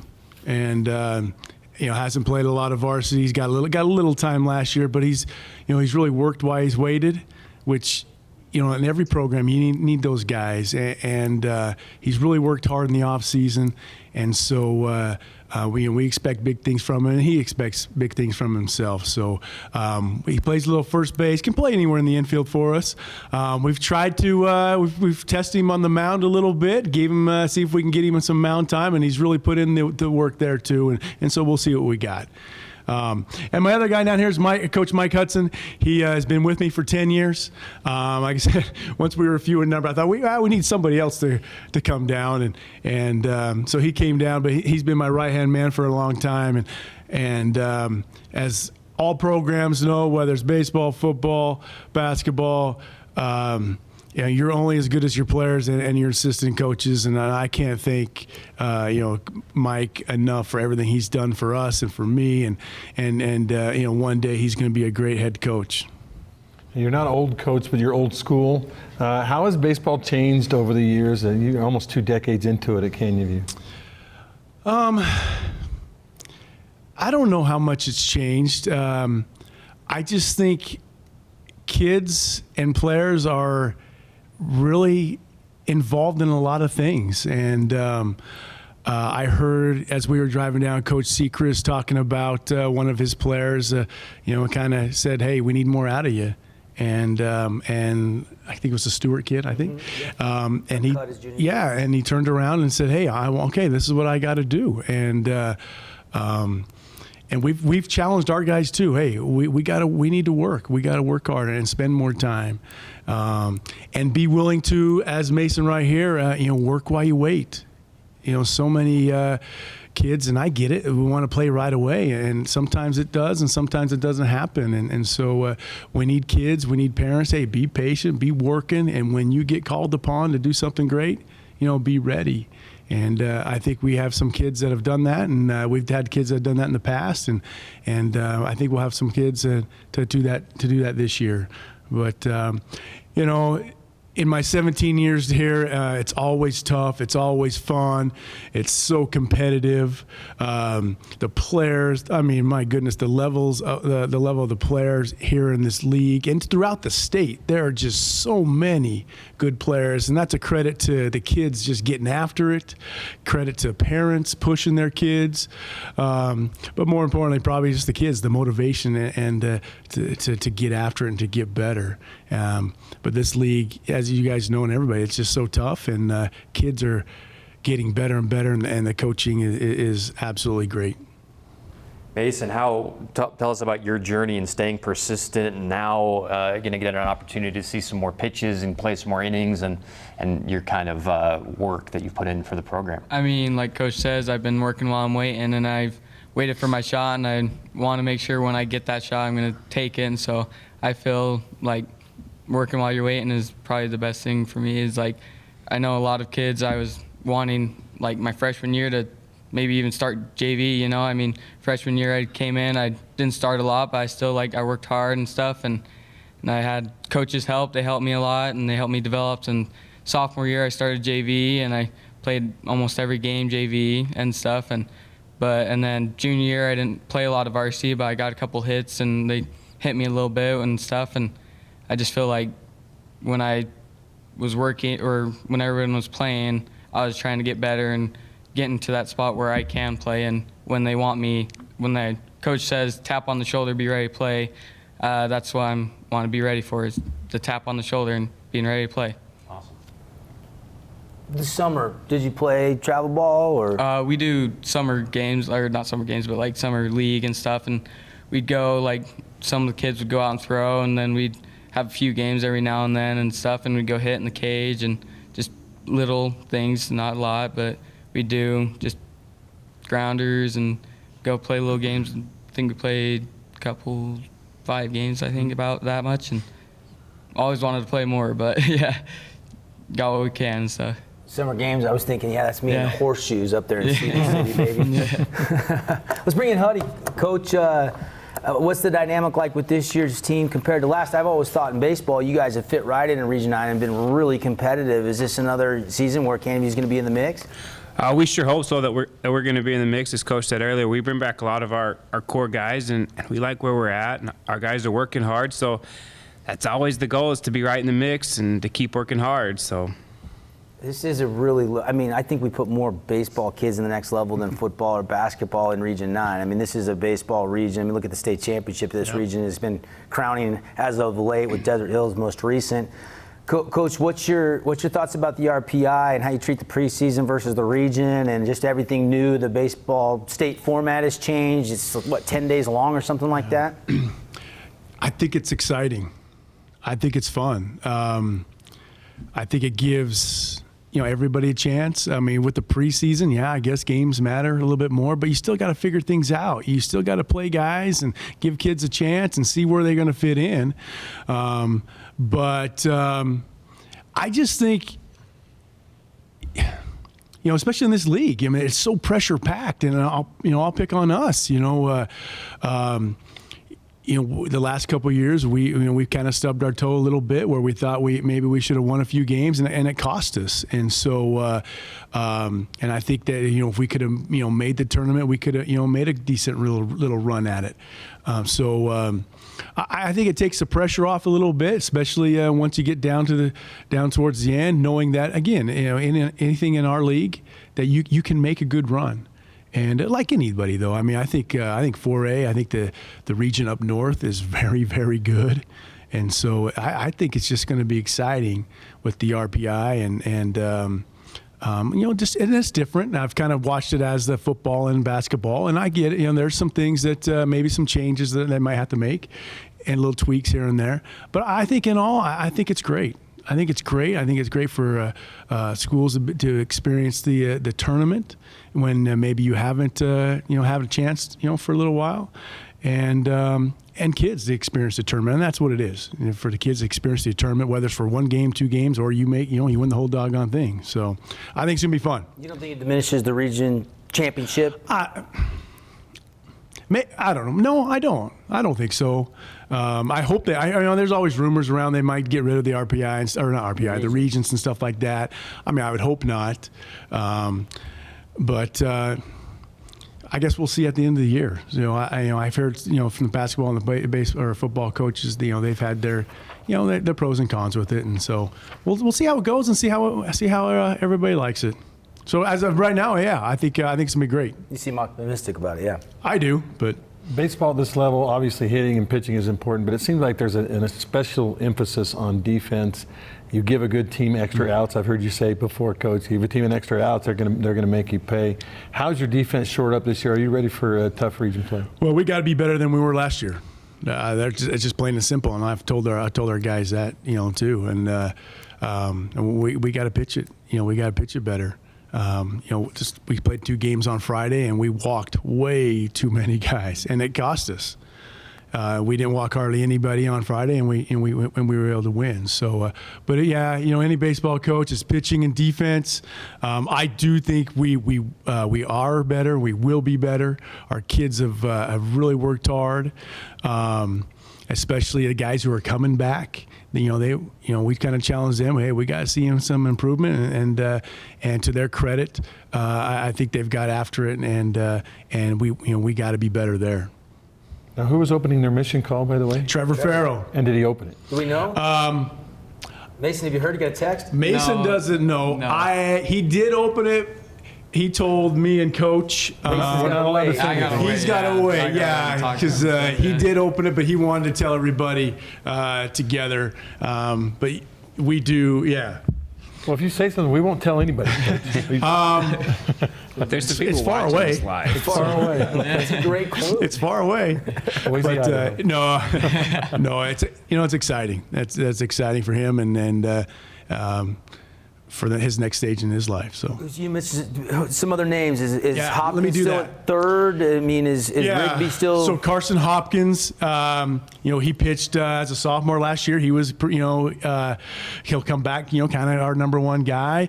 Had a little setback with him though about 3 weeks ago. He was at work and cut his thumb on his non-throwing hand, and he's very lucky that. It wasn't worse, but he was able to pitch for us on Saturday. He can't hit quite yet, can't really bend it, but he put on his glove for the first time in 3 weeks this week, and he gave it a go, and he was okay. So we expect big things from Carson Hopkins, Madsen Rigby, who got some time last year. We expect we need him to pitch well for us, so he'll be in the lineup. Now see, I'm going blank. Zobel's still your shortstop? So yeah, there you go. Hayden Zobel will be our shortstop, and he's got off to a good start. And he ended up taking over that spot halfway through the year last year, and did a nice job. And playing with lots of confidence with Zobel. And Bryson Jake out in right field, the senior, who same things, kind of waited his time, and now for his moment. Cody Spencer is another kid that's coming off basketball, and we need him to be good too. So, Candy View Falcons, Coach Jacobson, Coach Hudson, and representing the players, Mason Ecker. Mason, thanks for coming down with the coaches. I hope you drove them down. Get home safe. Candy View Falcons, everybody. We'll see them out on the diamond. We got to take a quick break, a little behind schedule. We'll come back. Desert Hills Thunder join us next in our Region 9 Media Day coverage. I take the road less traveled, run free, unwind, unravel, someplace outside with lots to do.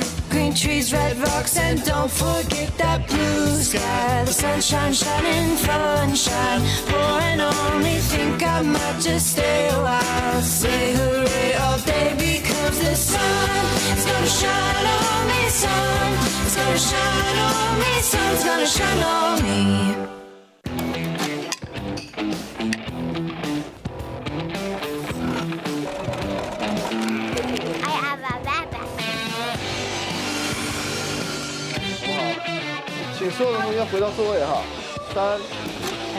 Get our print curve here. And there's the bottom. Does this one have more water?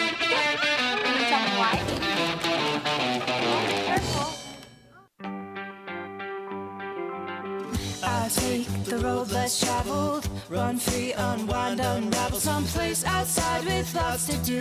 Green trees, red rocks, and don't forget that blue sky. The sunshine shining, sunshine pouring on me. Think I might just stay a while. Say hooray all day because the sun is gonna shine on me. Sun is gonna shine on me. Sun's gonna shine on me. 1, 2, 3, 4. 0.52 kilograms. This graph is square. Pretty close. Artemisia is all the sage brushes, but there's your needle and thread. Which one is this? Come down. Perfect. Great. Sodium carbonate.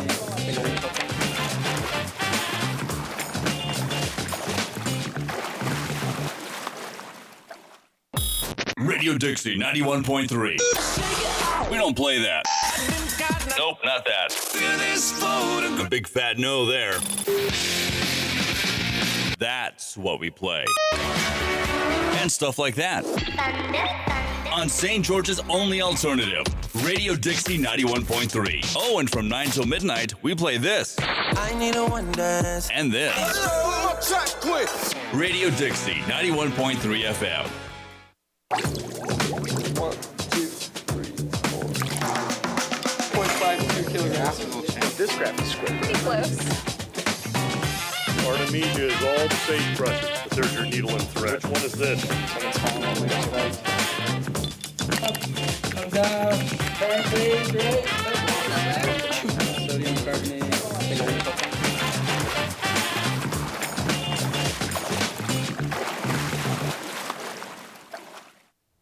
Welcome back, 2020 Region 9 Baseball Media Day. Devin Dixon, Andy Griffin, Andy Thompson hanging out on the panel here. And next up, the defending champs from last year, the Desert Hills Thunder, are in the building. And Coach Allred has got representing the team. He's brought with him, and we'll hear from all the players. We've got Dylan Gubler, Bryker Herdsman, Joey Brooks, Lincoln Gardner, and Chandler Reber. But Coach, start with you for an opening statement. And man, obviously the thrill of winning it all. Take us through the offseason as champs and your overall preview for the team to try to repeat this year. Well, you know, the thing that's kind of special about this team is that even though we graduated a large number of seniors from last season's team, we had a lot of kids in the wings waiting for their opportunity. And And so what's been neat to see is these guys, from the end of last season through the beginning of this season, really put a lot of time and effort into it, wanting to leave kind of their own mark and their own stamp on the Desert Hills baseball program. And so really, really excited about them. We've got some really good players coming up through, and they've got, this last weekend got off to a good start, and we've got to figure some things out, obviously, with having a bunch of kids graduate from last season. But we're excited about the prospects of a successful season. How hard is that? You were coaching, helping with basketball, so you don't have as much time there. And then you've got, obviously, the RPI this year, so every game matters right out the gate. What's that balancing act like? It's a long winter, when you're going from basketball to baseball at night. But, I've got some great assistant coaches that, take it and run with it and put a lot of time in with the boys. And they've done an outstanding job of helping to prepare our team and get us ready for this season. So just really, part of it is that we've got great leadership. These guys, they've seen what it takes, and they're willing to put in the effort, and they know what needs to be done, and so they're leading us to what needs to be done. A year after a championship always seems to be a struggle because first of all, you have a target on your back, and then second of all, you're trying to recapture that magic that you had last year. Will you talk a little bit about how you're conveying that to your guys? I know you've had some experience at a championship with girls basketball, and what they need to do to get back to where last year's team was. Well, and I really think it just kind of goes back to we've got guys that are hungry. Mm-hmm. We have guys that, last season and pretty much any other program probably would have been on the field. And they were playing behind really good players last year that were seniors. And so, when it's your senior year or whatever year it might be, and you finally get that opportunity to get on the field, it just means a lot to you, and for some of these guys that are seniors, it's the last hurrah, and they want to try and see how far we can get this season, and they're willing to put in the time and the effort and the work and lead us. Obviously, you lost a lot of pitching last year. Take us through, who are kind of right now your starters, who's your middle relievers, and what's the bullpen look like? That's one of the things that it's kind of a work in progress for us right now. We've got, last year we relied heavily on 4 guys to get it done for us. This year, in some aspects, we might be a little bit deeper. We don't necessarily have the proven starter like we've had for the last couple of years with Drew and Lance and some of those guys. But this season we look to get a lot out of Breiker. Breiker's got a ton of potential as a pitcher. Peyton Gubler, Dylan Gubler, Caden Terry. We've got a lot of guys that have stepped in and really did a great job in this first weekend. So. How was the first weekend, Coach? The first games, I know you won a lot, but kind of tell us about the matchups. So we went 3-1. We played Salem Hills in the our tournament championship. Yeah. They're a really, really good team. I think they're maybe 1 in 5A right now, but we lost a close one to them, and really it was they hit a grand slam in the 3rd inning, end up beating us 5-3, but. It was a great game, and it was a game that we really needed, to be honest with you. One of those games where there's a lot of emotion, there was a lot on the line. Our kids wanted it, their kids wanted it. We've kind of had Salem's number the last few years, so it kind of had a state championship feel to it. They won, and they're throwing gloves and storming the field, and so I love it because it kind of gave us a taste of. Hey, we don't like losing very much, and we don't want that feeling again. So we came back to work yesterday and got a little bit better. Coach Allred in his 4th year. Last year, 27-3. They were 10-2 in Region 9, of course. Won it all. Let's introduce the players. We'll circle back to Coach Allred for some more questions in just a second. Lincoln Gardner, Joey Brooks, Breiker Herdsman, Mr. Reber, as well as who else do we have over here? Mr. Gubler. And guys, let's open up for the players. Yeah, guys, I talk about the clubhouse, the atmosphere on the team. Has this team formed a personality yet? Is it you guys kind of having fun, or is it a hard-working team? What is the personality of this team? Let's start with Bryker. I just think we do have a bond. I think we're just ready to, go out and compete and give it our all. And, I think we want to make a deep run and just go out and compete every single game. I wanted to ask Joey about the first game of the season. Great way to start the defense of the state championship last year. Take me through that final at bat when you walked it off.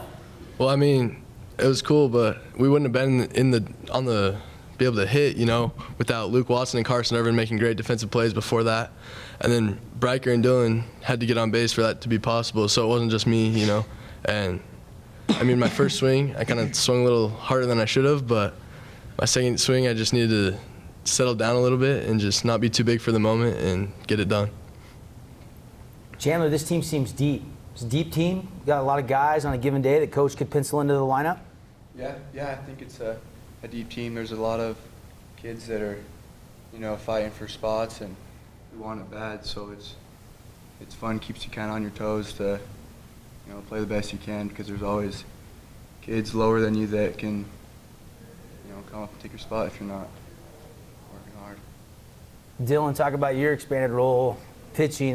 You've had some great pitchers over D Hills through the years, from Bryker's older brother to Dylan File to the guys last year. What's it like? Pitching this year is, last year we had the unbelievable pitching staff. We had a few kids go to college, just great pitchers we looked up to and learned a lot from. And Bryker's brother's another pitcher we can look to, Dylan File. A lot of great pitchers throughout these years, but the pitching this year, we're just kids that go out there and throw. We might not have the hardest stuff or anything, but we go out there, compete, and do our best and give it our all. Coach, is the lineup solidifying? Are there still positions that you're kind of doing by committee, or where are you at right now as far as the lineup and how it's looking for region play?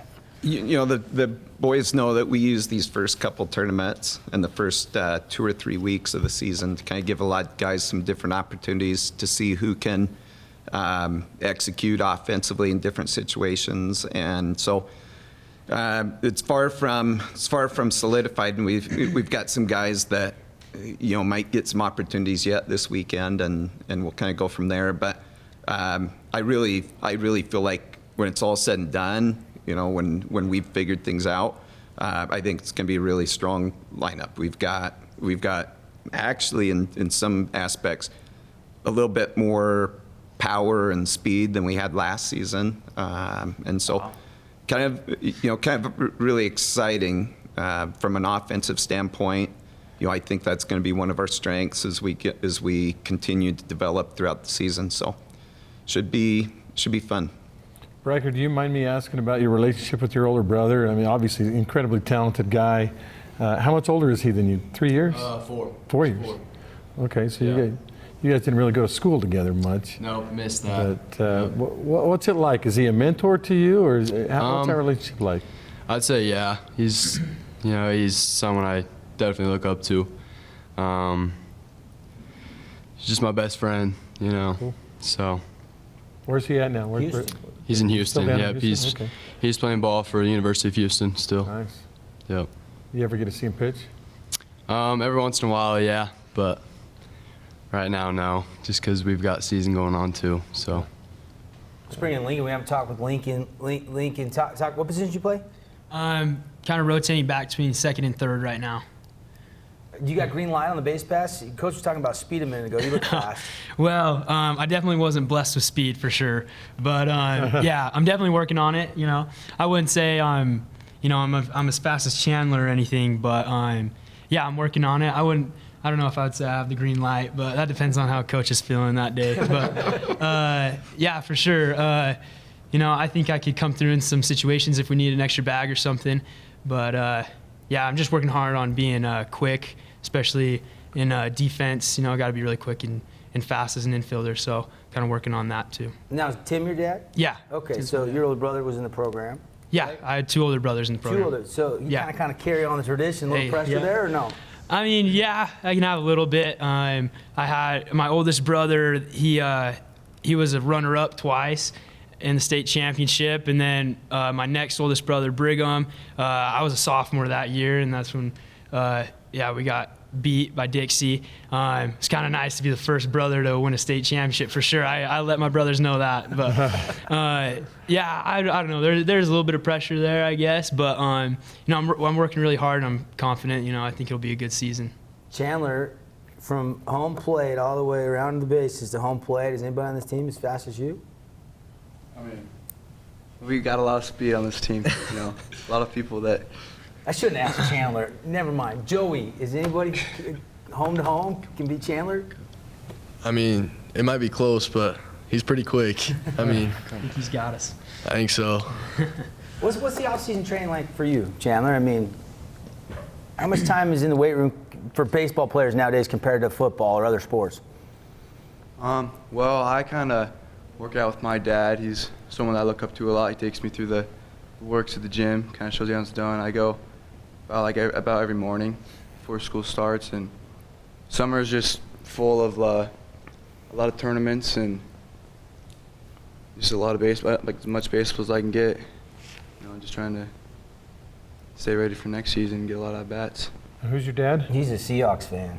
Leon's Sir. your dad, right? Leon, yeah. Oh, okay, yeah. I sat with him in the press box last year a couple times, I think. Yeah. So. We're running out of time. A couple more questions. I was going to ask Joey, from your freshman year to now, how has your plate approach changed? Is there a situation you've worked on in the off season, hitting the off-speed pitch, or what has your focus been on? I've just kind of tried to, starting from my freshman year all the way to now, hasn't changed much. Just try to stay up the middle and drive the ball, hit it on a line, not try to do too much, because when you try to do too much, I'll pop it up or I'll roll over, and I've noticed that that's when bad things happen. And I've had great hitting coaches, Jay Lott and Trevor Amicone, and they've really helped me get to where I am now. Yeah, Coach Amicone for sure. Up against the clock, Desert Hills Thunder, defending champs, already off to a 3-1 start. You can see them Thursday, Friday, and Saturday. They're hosting the Thunder Invitational, another tournament, and then region play starts next Tuesday, Coach? Dixie Flyers right out the gate. Here we go. Crazy. Next week, I was just looking at, we play Tuesday, Wednesday, Thursday, Friday, Saturday. It's gonna be a long week. Devin, if you have any eligibility left, want to come throw for us on the mound, we might need you by the end of the week. Sorry, Coach, it's spring break. I've got plans. There's no spring break during baseball season, is there? No, and we love it. So, Desert Hills Thunder, Coach Allred, guys, best of luck. Thanks for joining us here in our Media Day coverage. We got to take another break. When we come back, next up, the Cedar Redmond join us here on 97.7 ESPN CEC TV.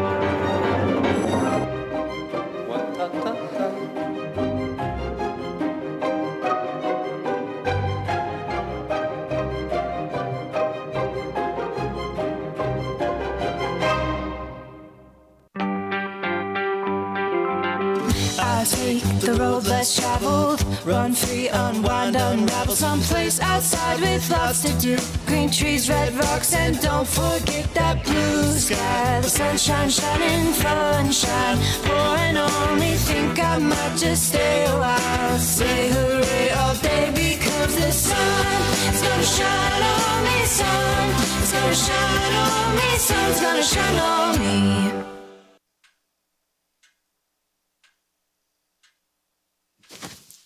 awkward. I'm the awkward silence. You try to avoid me, then there I am again. But an awkward silence can be a great thing, like Kelly here is about to demonstrate. You haven't really been yourself lately. Are you okay? Find out how you can help a friend with their mental health at seizetheawkward.org.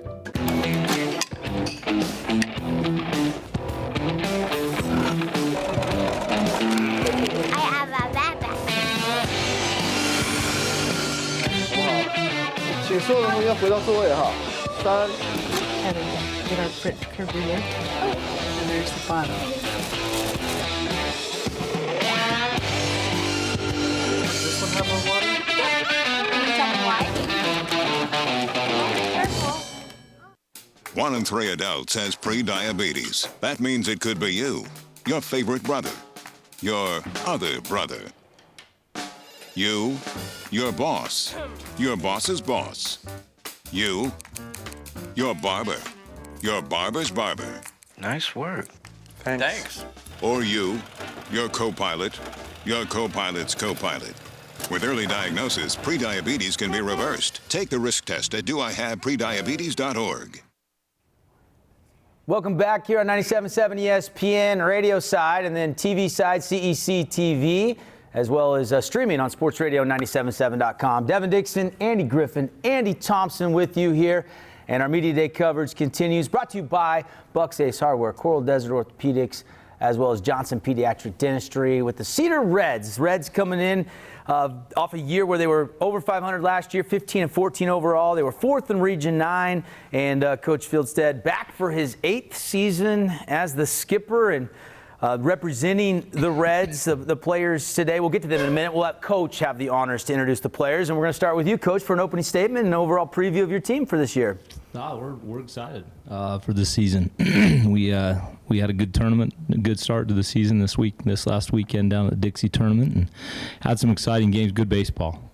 Close games. All 4 of them were really good, close games. We got 7 seniors. 5 of them are here. The other 2 are waiting for us.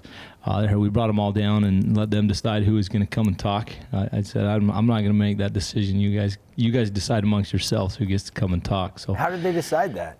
I don't know. Like paper, rock, scissors? Or? I don't know. The two of them said, I don't know if I want to get in front of the camera. So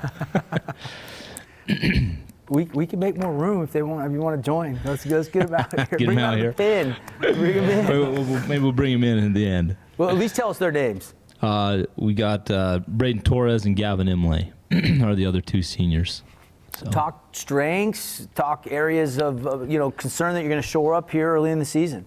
Our strengths, obviously from this weekend, was our pitching. I think a lot of people, we lost some guys last year.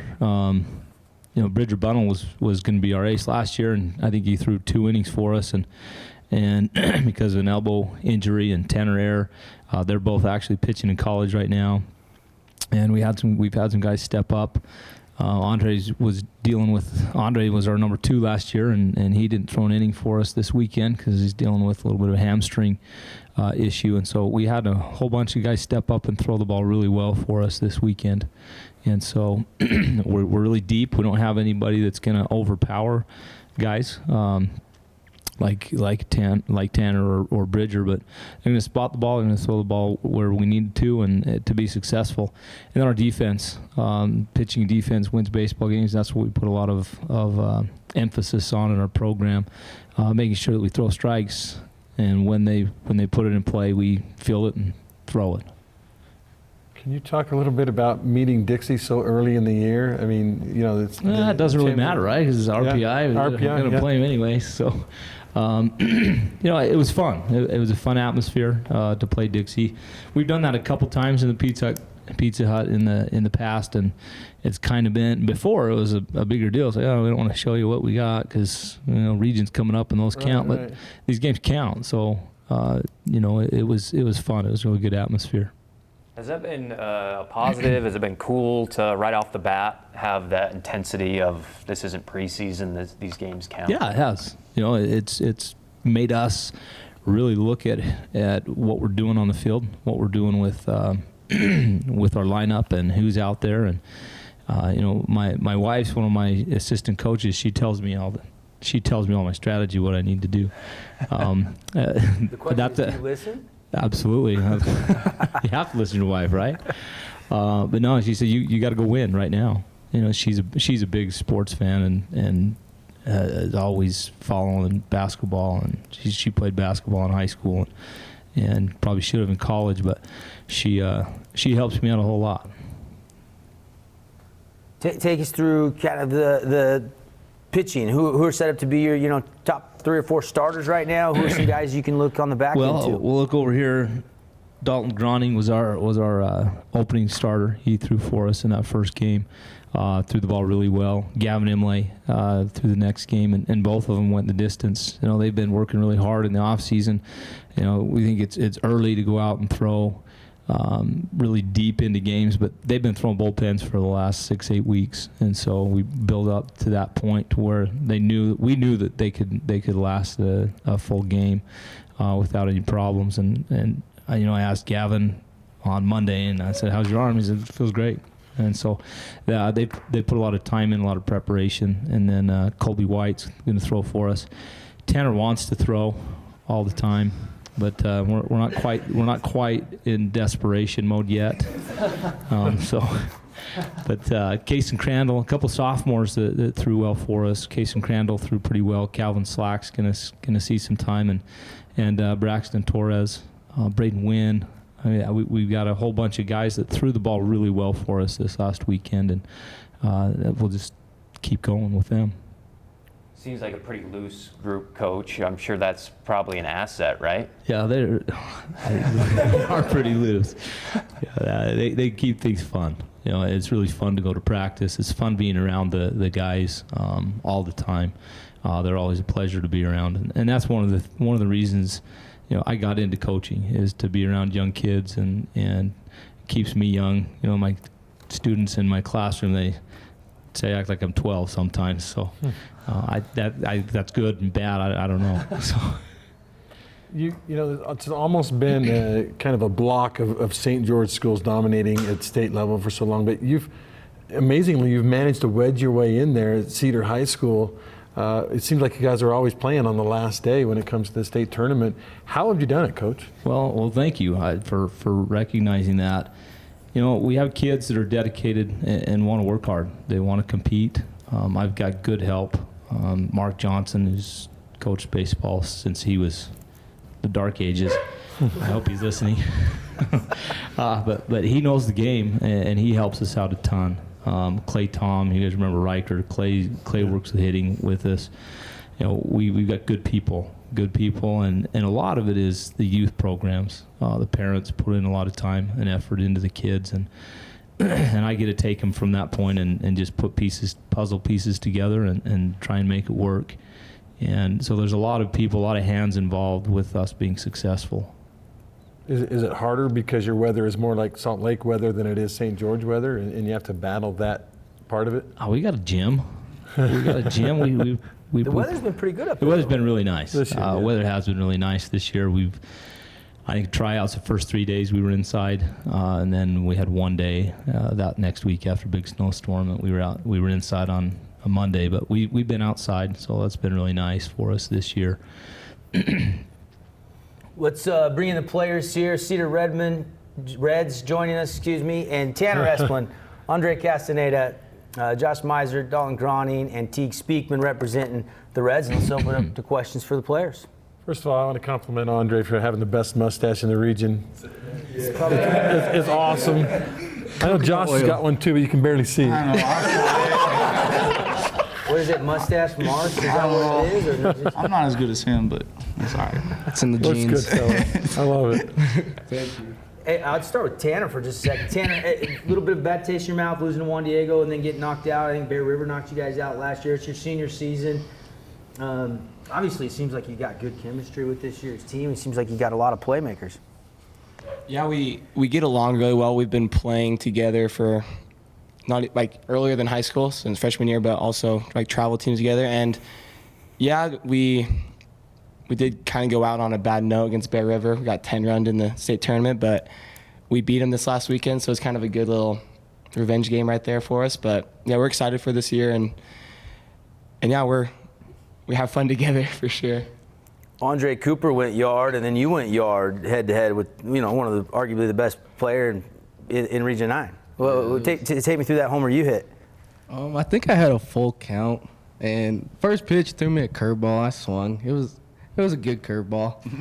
Then I felt like I was on top of his speed because I don't know why. I just felt really good that game. And then got to full count. He threw me one pretty dang good, and I just let loose on her. And felt good coming off the bat. Moonshot went pretty high. Went very high. It was a fun game. It was all around just a fun game. High intensity.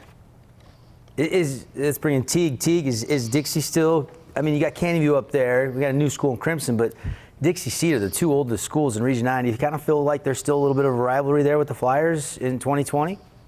Yeah, it can. It's a fun, intense game, yeah, but a lot of the games are, and we just go out there and try and compete and have a good time. Dalton, you glad you got to see him early in the year? Is that? Yeah, it was good. Competition helps us see what we got to work on, what we got to practice so we can come beat them. But it was good to see him. How's your defense this year? I mean, I've talked about it with a couple of coaches and teams already. In Region 9, you can't give outs away. You give a team 4 or 5 outs in an inning, they're gonna make you pay. So, how's your defense shored up? Andre, you playing third this year? Yes, sir. Yeah, you got the hot corner taken care of? I think I got it on lockdown. Nice. It's a hot corner for sure, Yeah. especially in Region 9. Coach, how's your defense looking? We looked really good this weekend, which was a plus for not being outside as much as the schools down here. That was a little bit of an issue with Dixie on Saturday night. We made a few errors in that 6th inning that opened the door for them to score those runs, and that's what we visited with them about. Is, you know, we can't give those outs. We give opportunities for teams to have those extra outs. It makes it a lot tougher for us, especially against good teams down here in this region. We have to make sure that we take every out they give us. Josh, you've seen it pretty good, it looks like. I mean, so you got a double or two, a triple already this year. I mean, what's the approach at the plate been early in the season for you? Because it seems like you're swinging it pretty good. Yeah, I'm just going out for you. Like I find it a challenge. So first pitch, I'm looking to drive something. I'm going to sit on your fastball and I'm going to challenge you. So that's my approach. You know, I'm going to hit you hard and early in the count. So I'm going to avoid the late counts. You know, where you could play mind games. I'm going to own the plate. So that's my mindset. Now, nobody's going to throw you a fastball first pitch the rest of the season now. You know that. Yeah, that's all right. I'll wait. Go on at least. He could be lying. I'm playing mind games. Mind games. Andre, you were kind of recounting your at-bat against Dixie. Can you go back a year or 2 years and remember, Cooper came at me with this, you know, our last time? Like, how much going into a matchup with a pitcher you've seen, can you kind of anticipate how they're going to deal with you when you're at the plate? Well, Cooper, last year we played him. I know he threw me 2 changeups and a fastball that tailed a lot, and I think he got me a few times. But I've only faced Noah twice, and that was in JV, and that was my first varsity appearance against him. I think when he pitched against me, he gave me a curveball and 2 fastballs. And then that one, the one that he gave me in my first at bat against Dixie this year, was a nice one. Pretty good memory. Yeah. So tell us a little bit about is there a word or a phrase that defines Cedar baseball, Tanner? Unique? Fun, too? Fun's another word. Our relationships that we have with each other are just kind of weird. I'm not gonna lie. Like, we're a weird group of kids, but like we know when it's time to like turn that switch of, hey, we're messing around, to then again focusing and being in these high intense Region 9 games, and we're gonna have fun, and we're gonna beat you, and we're gonna have fun doing it. Winning is fun for sure, right? Yeah. Let's bring back in Coach for just a second. Here, got a couple questions left with the Cedar Reds. Coach, when you heard about the RPI and you were putting the schedule together, did it affect the way you scheduled this year, or did you already have the schedule mostly in place? No, I didn't look too much into it because looking at the RPI, you have to win. Just plain and simple, you've got to win regardless of whether it's a 4A school, 5A school, 3A school, 2A school. You go win games and it'll take care of itself. Playing Region 9, well, we're going to play good teams regardless. And so I didn't look too much into it. We try and get into, we don't have the luxury of the weather to have tournaments and stuff, so we have to kind of claw our way into tournaments. Reed led us into their tournament this year. So we've kind of gone into a few of those tournaments in the past, and we got a good one coming up in that Snow Canyon tournament with some really good baseball teams, and so it didn't affect the way that I scheduled. Yeah, like Coach mentioned, we got Enterprise coming up, and then Region play starts with Snow Canyon, and then you'll be playing in that Snow Canyon Invitational. Spanish Fork will be there. Salem Hills will be there. They just got Desert Hills, I think 5-3 last week. I was going to ask Reed if I just get a cot and stay there in his clubhouse up there for the weekend, but I'm not sure if he'll let me do that. Probably not. The Cedar Reds, everybody. Coach, guys, thanks for being here. Thanks for representing the school and your teammates that aren't here, and best of luck out on the diamond this year. Thanks. Got to take a break. When we come back, we are not done yet. Hurricane Tigers will be our last team, and then after the Tigers, we'll have some of our preseason awards coming your way. 3-minute timeout, back with more Media Day coverage on ESPN Radio. Tell me not in mournful numbers, life is but an empty dream. For the soul is dead that slumbers, and things are not as they seem. Art is long and time is fleeting, and our hearts so stout and brave, still like muffled drums are beating, funeral marches to the grave. In the world's broad field of battle, in the bivouac of life, be not like dumb-driven cattle, be a hero in the strife. Lives of great men all remind us that our lives can be sublime, and departing, leave behind us footprints on the sands of time. Footprints that perhaps another, sailing over life's solemn moon, a forlorn and shipwrecked brother, seeing, shall take heart again. Let us then be up and doing, with a heart for any fate. Still achieving, still pursuing, learn to labor and to wait. Hey guys, how are you today? Good. I'm here to talk about how with technology you can make amazing worlds. Come with me. My team and I bring the Halo world to life. Is that you? That is me. I wasn't a math genius and I knew nothing about coding. But you guys do. You guys have the power to change things. I want your job. I want you to have my job. 1 in 3 adults has pre-diabetes. 1 in 3. That means it could be you, your favorite brother, your other brother, you, your football buddy, your football buddy, you, the boss, the boss's boss. If 1 in 3 adults has pre-diabetes, that means it could be you, your barber, your barber's barber. Nice work. Thanks. You, your plumber, Breathe right into your foot. your plumber's masseuse. Yes. You, your dog walker, On your left. your cat jogger.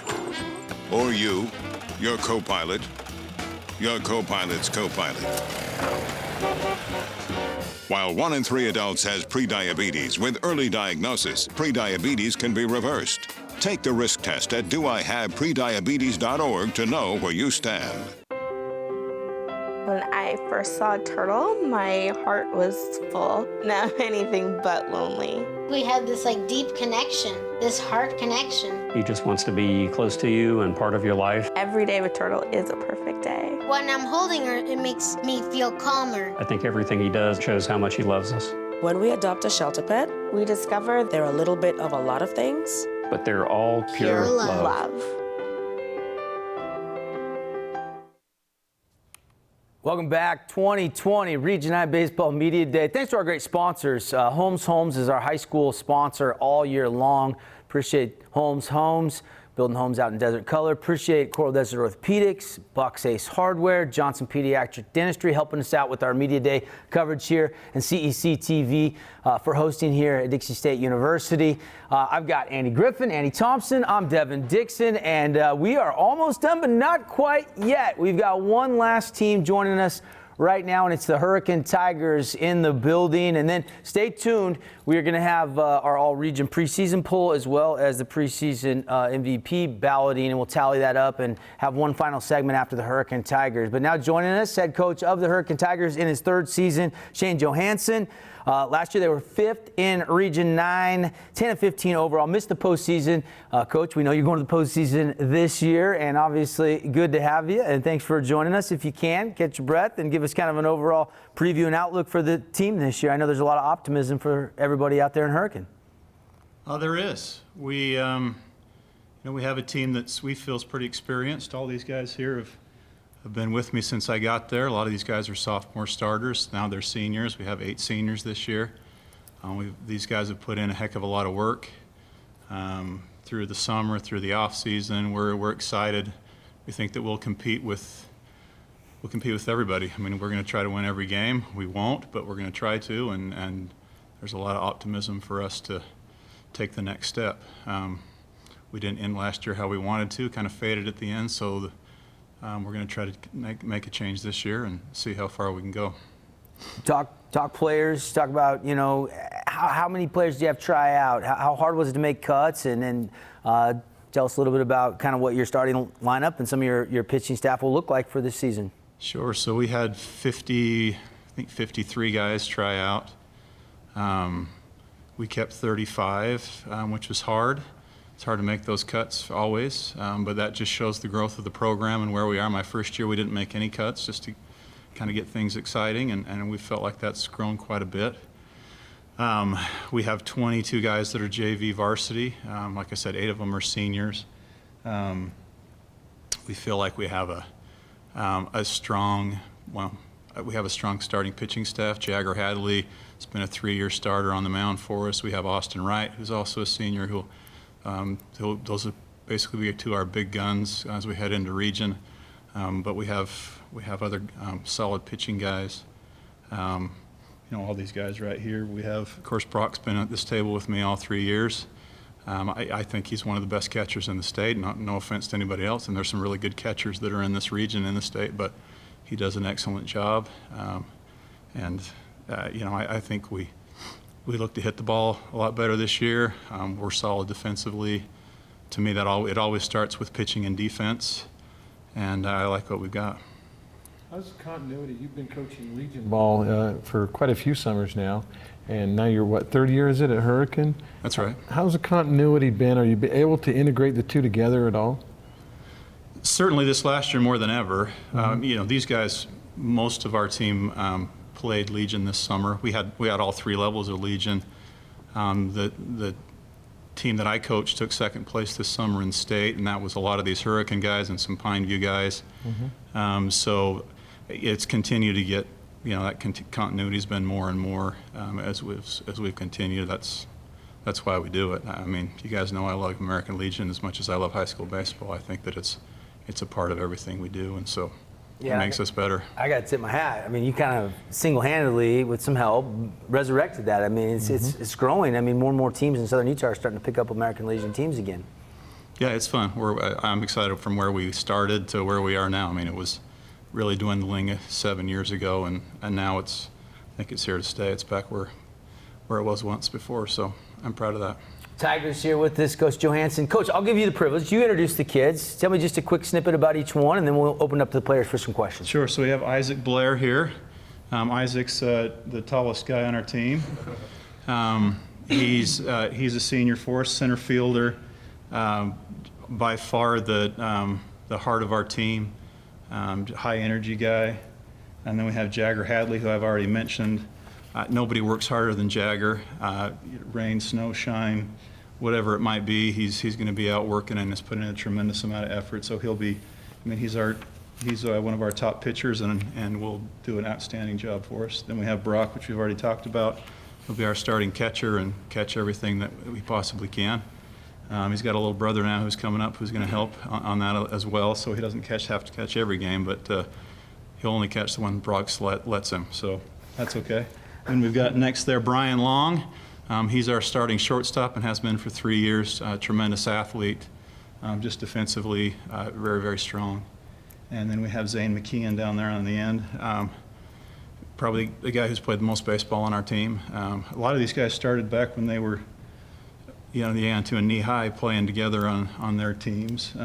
Zane's dad kind of started that group up many years ago, and they've been together, and it's kind of fun to see them now at this point, and I'm glad to be a part of it. Hopefully they can achieve something they can be proud of.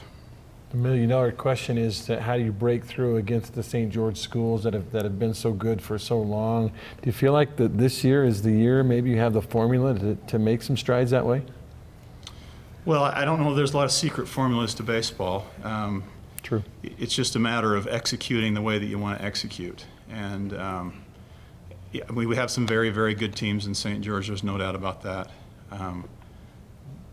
But I think that we get the formula too. It comes from experience. It comes from hard work. It comes from knowing how to play the game the right way. I heard earlier Coach Abbott talking about culture. That's a big thing. It takes a while to set that in place, and it comes from coach and players. And I think that these guys get that. When do you get over the hump? We think we were really close last year. I expect us to compete, and even look where we were last year. We were even the games we lost. We were in games up until the end. If we didn't win, we were right in them until the very end. So I think we're at least here to be competitive, and win some games. You guys have beaten some. I know the season's young, but you've beaten some good schools so far. What have you been most pleased with the group and the small sample size so far, Coach? Our guys have heart. I love that about our guys. I think we battle hard no matter what. I've really been pleased with how we've been after it defensively, energy-wise. In years past, it's a lot of me having to kind of push that. When you got young guys, it's kind of fun to have a good group of seniors that get it, and I can focus more just on the coaching aspect versus kind of leading. Those are things I've been very pleased with. We've also hit the ball better than we have before. We got some guys that can put the wood on the ball and be able to move runners around. That's kind of fun. We wish it was wood. It's composite aluminum something nowadays. There's wood in there somewhere, yeah. All right, well, Coach, I've asked almost every coach this. What would be a word or a phrase that would define your team this year? Is there something, a theme to the Hurricane Tigers this season? Well, I think I mentioned that heart is what I would say would be the word for our team. We're grinders. We aren't going to have, not all our guys are D1 guys. But they play very, very hard, and they are talented guys. And I think between those two things, you can do really, really well. Yeah. Let's bring in the players now. Jagger, everybody wants to pitch against, I think, the best competition. And in our region, we've got some good pitchers, probably most notably Cooper Vest. Do you look forward to matchups against some of those stars in Region 9 head-to-head? And what's the mindset when you're going into a matchup once you get into region play? I do. I look forward to it a lot, actually. I think I've been looked past in the past because I pitched varsity since I was a sophomore, like Coach said. But to have the drive in the competition this year against some of the top pitchers, and I think a lot of people will be surprised this year because I've worked really, really hard in the past and growing up to where I am now to have that head-up match against people like Cooper Vest and these Region 9 pitchers. So I'm really excited to go head-to-head. As the coach said, you're kind of the nails of this team, man. When he's saying that, what's going through your mind? Like, does it make you a little pressure? Do you got to be a leader on this team, or do you kind of embrace that? Before the season started, our coach introduced a new thing where we don't feel pressure, we feel clutch. So we all need to rise above in the clutch. And I've had a lot of experiences in the past that have taught me to rise above. Like last year, mainly. I was at that game, man. That was Yeah. that was scary, but you're doing good, right? Yeah, of course, yeah. Wrestling got me through it a lot, and I think me and my coach had a meeting before the season started, and we were talking about how it's coming to the end of my senior year and how I've just been crescendoing into baseball, and I think it's a good sport to end on. And You always got green lights, still a bag? I mean, Soon you will. almost always. Let's bring in Brock. Brock, I know the announcement not too long ago, going to go back east and going to play a little bit of football and a little bit of baseball, it sounds like. Congratulations, by the way. Now, here's your senior season of baseball, man. It's the end of the world as you know it. How pumped are you for the upcoming season?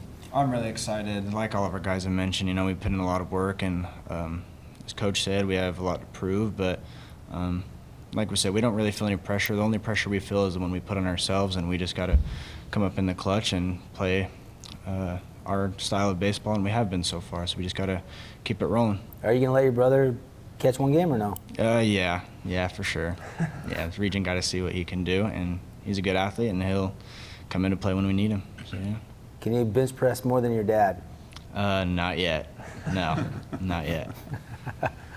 The history of catchers is coaches will take a bad hitting catcher if they're a really good defensive catcher. Coach called you the best catcher in the region. That must mean you can hit as well as catch. I hear you've been mashing the ball a little bit. How's it going early in the season? Are you seeing the ball well? Yeah, I'm seeing everything so far. I mean, I think the main thing is I'm just jumping on my pitch, and if that comes early in the count or a little later, I'm just recognizing that and really been able to get a ball and not fouling it off. And yeah, just put the ball in play, and good things have happened so far. Ryan, Coach was talking about defense before. We know you're kind of the key guy playing shortstop. Talk about kind of your responsibility and kind of setting the tempo defensively for Hurricanes baseball team. Well, kind of being like the leader on the infield. We're a good team, and just the grind, and we work hard, and so it's good. And yeah, being shortstop, it's 3 years, a little pressure, but I'm used to it now, and with the support of the team, it's helped a lot, and so. You guys have a beautiful field. I was going to ask you as a shortstop, besides your own field, what other one in Region 9 do you look forward to playing on the most? Which one has the best? I'll probably say Crimson just because they're new. I'm looking forward to play with them. Yeah, that'll be fun, yeah. Mm-hmm. Bring in Zane. Zane, can't let you get away without saying anything. We're running out of time here, buddy. Just give me your thoughts on the toughness of Region 9. This region is so tough. I mean, there's no week off, so to speak. Absolutely. Like you just said, I mean, everyone in Region 9 is solid. I mean, I think the best bet this year and every year that I've been in high school baseball, and I'm sure in years past, I think everybody's job is just to go to practice, focus 1 week at a time, focus on that team, do your thing in practice, pick up your brothers, and go to the game and just do what you've been doing in practice fluently, and I think you can compete very well. Zane, tell me about Kel Webb. He's off to a great start this year. I don't know anything about him. Tell me about your teammate. Yeah, Kel's awesome. We love Kel. He's interesting. We're always looking forward to seeing him get to the plate because we always know if he hits it, it's either going to be really hard on the ground or really sky high somewhere deep. So overall, great kid, great player. Final questions for Coach, the players, guys? I just like that you guys are trying to rise from the ashes. It's been tough. I mean, this region is we've got to stay champion almost every year out of this region. So I think it's cool that you guys are keeping your chins up, and it feels like maybe this is the year you guys wedge your way into the mix, right? That's the plan. That's the plan. I like it. Stick to it then. Hurricane Tigers, everybody. Best dressed in uniform. I got to give it up to them. Looking good. Thanks for the time. We'll see you guys out at the ballpark. We'll take a quick break. 3-minute timeout. When we come back, we'll wrap up. Thoughts from the guys and our Region 9 awards, the preseason poll for the region as well as the MVP race. We'll tally it up and talk about it when we come back. Radio Dixie 91.3. Young the Giant, something to believe in. John, what song do you want to hear? Next, Miss Calindris. You'll be on the SWAT team, the best SWAT team. Did a fantastic situation. I was going to talk to you last time.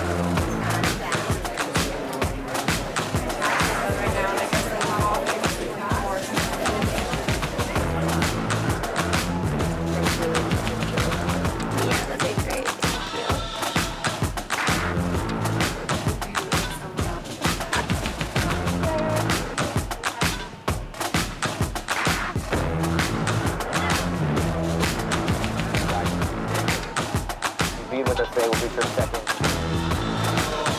Hopefully next year we'll awesome.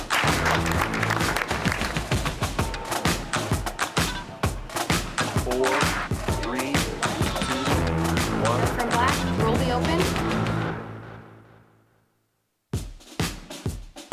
Radio Dixie 91.3. Young the Giant, something to believe in. John, what song do you want to hear? Next, Miss Calindris. You'll be on the SWAT team, the best SWAT team. Just a fantastic situation. I was going to talk to you last time.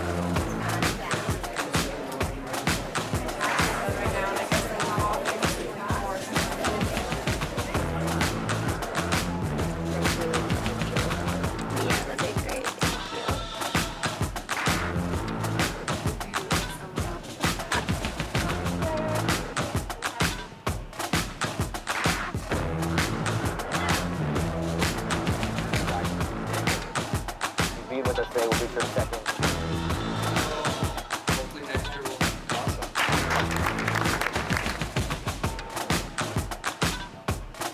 4, 3, 2, 1. From black, roll the open. Tell me not in mournful numbers, life is but an empty dream. For the soul is dead that slumbers, and things are not as they seem. Art is long and time is fleeting, and our hearts, though stout and brave, still like muffled drums are beating, funeral marches to the grave. In the world's broad field of battle, in the bivouac of life, be not like dumb-driven cattle, be a hero in the strife. Lives of great men all remind us that our lives can be sublime, and departing, leave behind us footprints on the sands of time. Footprints that perhaps another, sailing over life's solemn main, a forlorn and shipwrecked brother, seeing, shall take heart again. Let us then be up and doing, with a heart for any fate. Still achieving, still pursuing, learn to labor and to wait. Hey, we're back here on ESPN Radio, as well as on CEC TV and streaming our Media Day coverage. Boy, it's been a lot of fun. 8 teams over the last couple hours. If you missed any of it, if you're listening in right now, you missed any of the coverage, you want to go back, you want to hear your favorite team, we've got all that archived. Just go to the CEC TV YouTube page, or you can link to it on sportsradio977.com. We're on campus Dixie State University. Devin Dixon, Andy Griffin, Andy Thompson, and Darren Cole is joining us from SouthernUtahNow.com.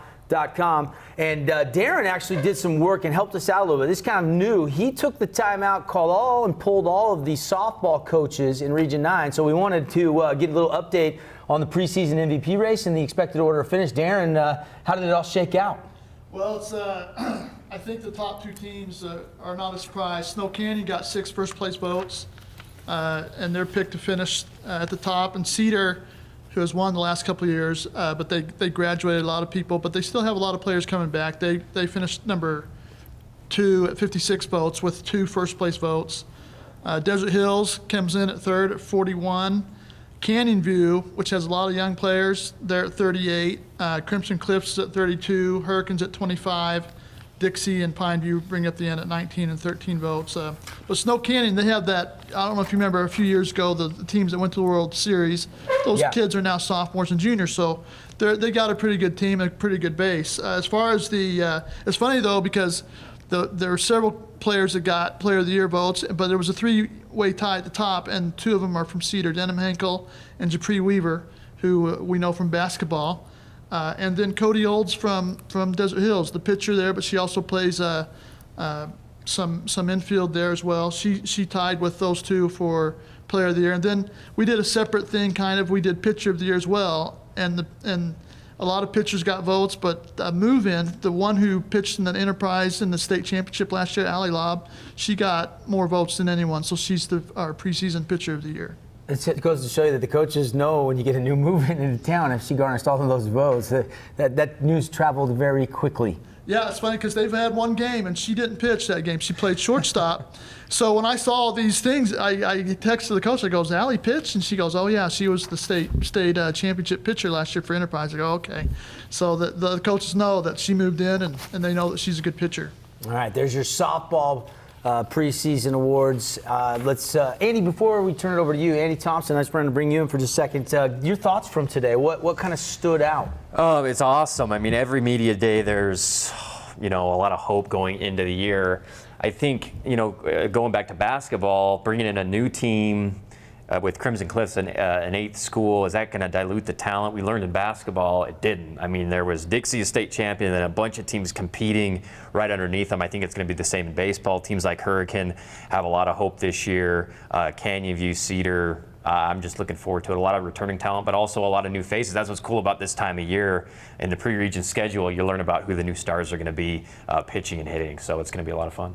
Your thoughts on who will be the preseason number 1 pick team, because we've got first place all over the place. We're going to get to the results in a minute, but Andy, Darren, any thoughts on who you think might get enough of the coaches and media combined votes?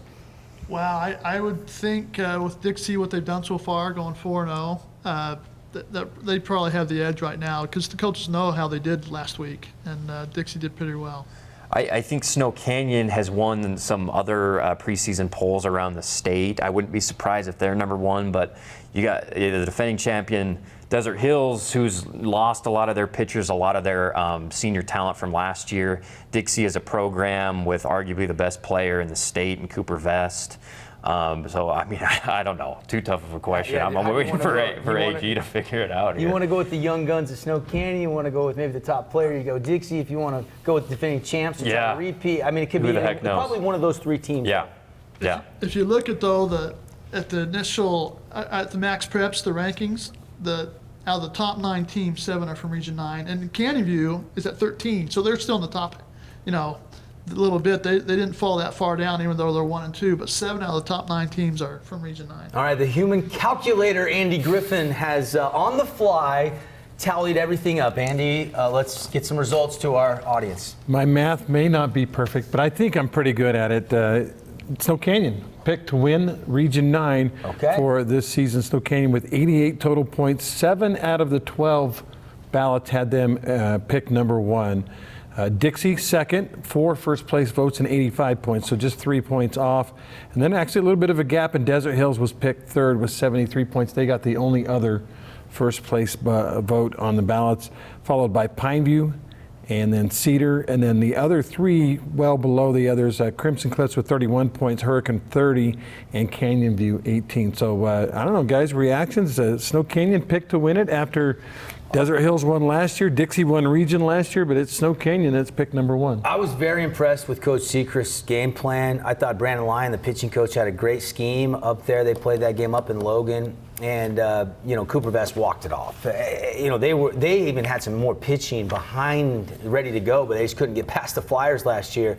Luke Anderson's the real deal. Isaac Lyon's the real deal. Mason Strong's the real deal. Landon Fry is the real deal. And then they've got guys like Mays Mosier, and there's just great players all up and down that Snow Canyon lineup. So I'm not shocked by that. I think they're young, but they are really loaded with young talent. So that's not a shocker to me. I mean, Desert Hills maybe have a little chip. They still kind of got the bullseye, I think. They want it all, but I think a lot of people may be banking on what Snow Canyon could be. Yeah, and they're, the thing is, I noticed only really 1 senior out of the main mix for Snow Canyon. So Snow Canyon's going to be really good twice in a row, maybe. We'll see how good they really are this year. But they are picked by the media and coaches to win it. Your guys' thoughts? Yeah, I think a program like Dixie, and I know that they've lost a lot, but coming into this year, but there's an assumption that all this young talent from Snow Canyon is going to pay off this year. If they do, they're going to have a little dynasty going for the next, as AG said, a couple years. So they definitely have the talent. Can they mentally get there to get over programs like Dixie and Desert Hills is going to be the test this year. Coach Ibsen coaches them up. Hunter Knighton, Whitson, Reggie Graff, Cooper Vest. It's not Cooper alone. They've got some dudes at Dixie High. I mean, it's going to be fun. It's going to be wild. And like we talked about a little bit during the Region 9, everybody knows how good this region is. I mean, look at how many players are doing great things at the collegiate level. And we're going to have some guys drafted here really, really soon. Guys like Tyson Fisher and probably, Dylan Files already in the league. We talked a little bit about him when we were talking about the great pitchers that have been through Desert Hills. So there's a new wave of pitchers. And we forgot coming. Drew Thorpe, by the way. We were talking about the great pitchers. Yeah, fantastic. Drew Thorpe. Yeah, no question. So, all right, you want to talk about players, or you want to, Darren didn't get a chance to react on the Snow Canyon being picked, Dixie first and Dixie second. Well, I think, they're not just good teams this year, they're good programs that they're good every year. And it's because of the programs the coaches have built. And so it doesn't surprise me that Snow Canyon, even with their youth, just Coach Sechrist has done a good job building that program. And there's a little bit of question mark on the depth of Desert Hills. They don't have a guy, I don't know, that can go 7 innings of 3-hit shutout ball. But I think by committee, I wouldn't count out the Thunder. I just wouldn't. Is there a scenario in any of you guys' minds that a Region 9 team does not win the state championship this year? I think that there's some really good teams up north, but this new format leaves a lot of questions to be answered, Andy. I mean, it's a great question, but until we see the format, and it's going to be a lot longer tournament, and everybody's in the field, and pitching is going to be even more valuable as far as depth goes than even ever before. They will have that reset there if you make it far enough to where your best is going to be going on your best early, and then maybe even in that second weekend. But you still got to get to that point. You got to get to the semifinals and the finals. So I'm really excited about the state tournament. I think most of the coaches are excited about the RPI this year in baseball too. All right, let's talk players. There were 3 players that were on every ballot. You want to guess who they are, guys? Or do you want me to just tell you? Cooper Vest would be one obvious one. I would go maybe Mason Strong at Snow Canyon. Nope. Okay, then Landon Fry from Snow Canyon. Landon Fry from Snow Canyon and Bryker Herdsman from Desert Hills. Yep. This was pretty amazing to me, though. On the 12 ballots, 9 out of the 12 ballots, Cooper Vest was listed very first. He's the first one anyone thought of, Cooper Vest. I mean, it's not surprising, but it's pretty amazing. He's a great kid, and he's a great player, and he's been there for so long, doing it at such a high level. I mean, nobody's had more memorable moments in Region 9 than Cooper Vest. Yeah, walk it off. A couple times. And a lot, as a 9th grader. He started the season with a no-hitter through 6. They pulled him, and then Whitson came in and closed it. So, yeah. I mean, that's why I say it's going to be fun for those opposing pitchers that get up against Cooper Vest. I mean, there's going to be some pitcher's duels, and everybody wants to pitch against Coop. He's the guy. He's the guy, and he deserves it. He's a great young man, and he's got a bright future. And the future is now in his senior season at Dixie High School. Okay, so let's go Cooper Vest MVP because he was first on 9 out of the 12 ballots. The other 2 guys, again, Fry and Herdsman, were on every ballot. Now, these other guys had at least 5 votes, so we're going to consider them first teamers. You got Chandler Reber, you've got Reggie Graff, you've got Dakota Elder. Let's see, Andre Castaneda from Cedar, Brock Starley from Hurricane, Trevor Farrow from Canyon View, Mason Strong from Snow Canyon, who was on all but 1 ballot. Which one of you guys left him off? Come on now. Those are your first teamers. Oh, one more, Goobler from Desert Hills. All first teamers. We are out of time. Do we have time for the second team real quick? Yeah, real quick, I'll read him. Canyon Kutch, Reggie Newby, Zach Andrus, Colby White, Hunter Stubbs, Jagger Hadley, second teamer. Other second teamers, let's see, Harold Hansen, and let's see, McLean Briggs from Pineview, Bubba Deming from Snow Canyon. I'm just excited about that kid. How good is he going to be? Also, Maze Mosier and Brighton Oaks and Noah Whitson. Those are your second teamers. All right. Guys, been a lot of fun. It's always fun. We can do this 3 times a year, football, basketball, baseball season. Yeah. And enjoy Region 9 baseball. We'll have some games for you starting next Tuesday. The first broadcast on 97.7 ESPN is the 17th, and it's Dixie Desert Hills. Just like that. To kickstart the regions. Get out and watch some baseball this weekend.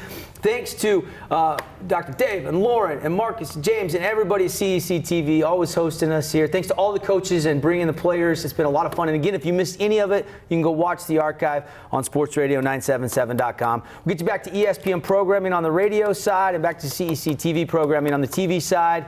For Andy Griffin, Andy Thompson, Darren Cole, good night. It's been your 2020 Region 9 Baseball Media Day. Let the games begin.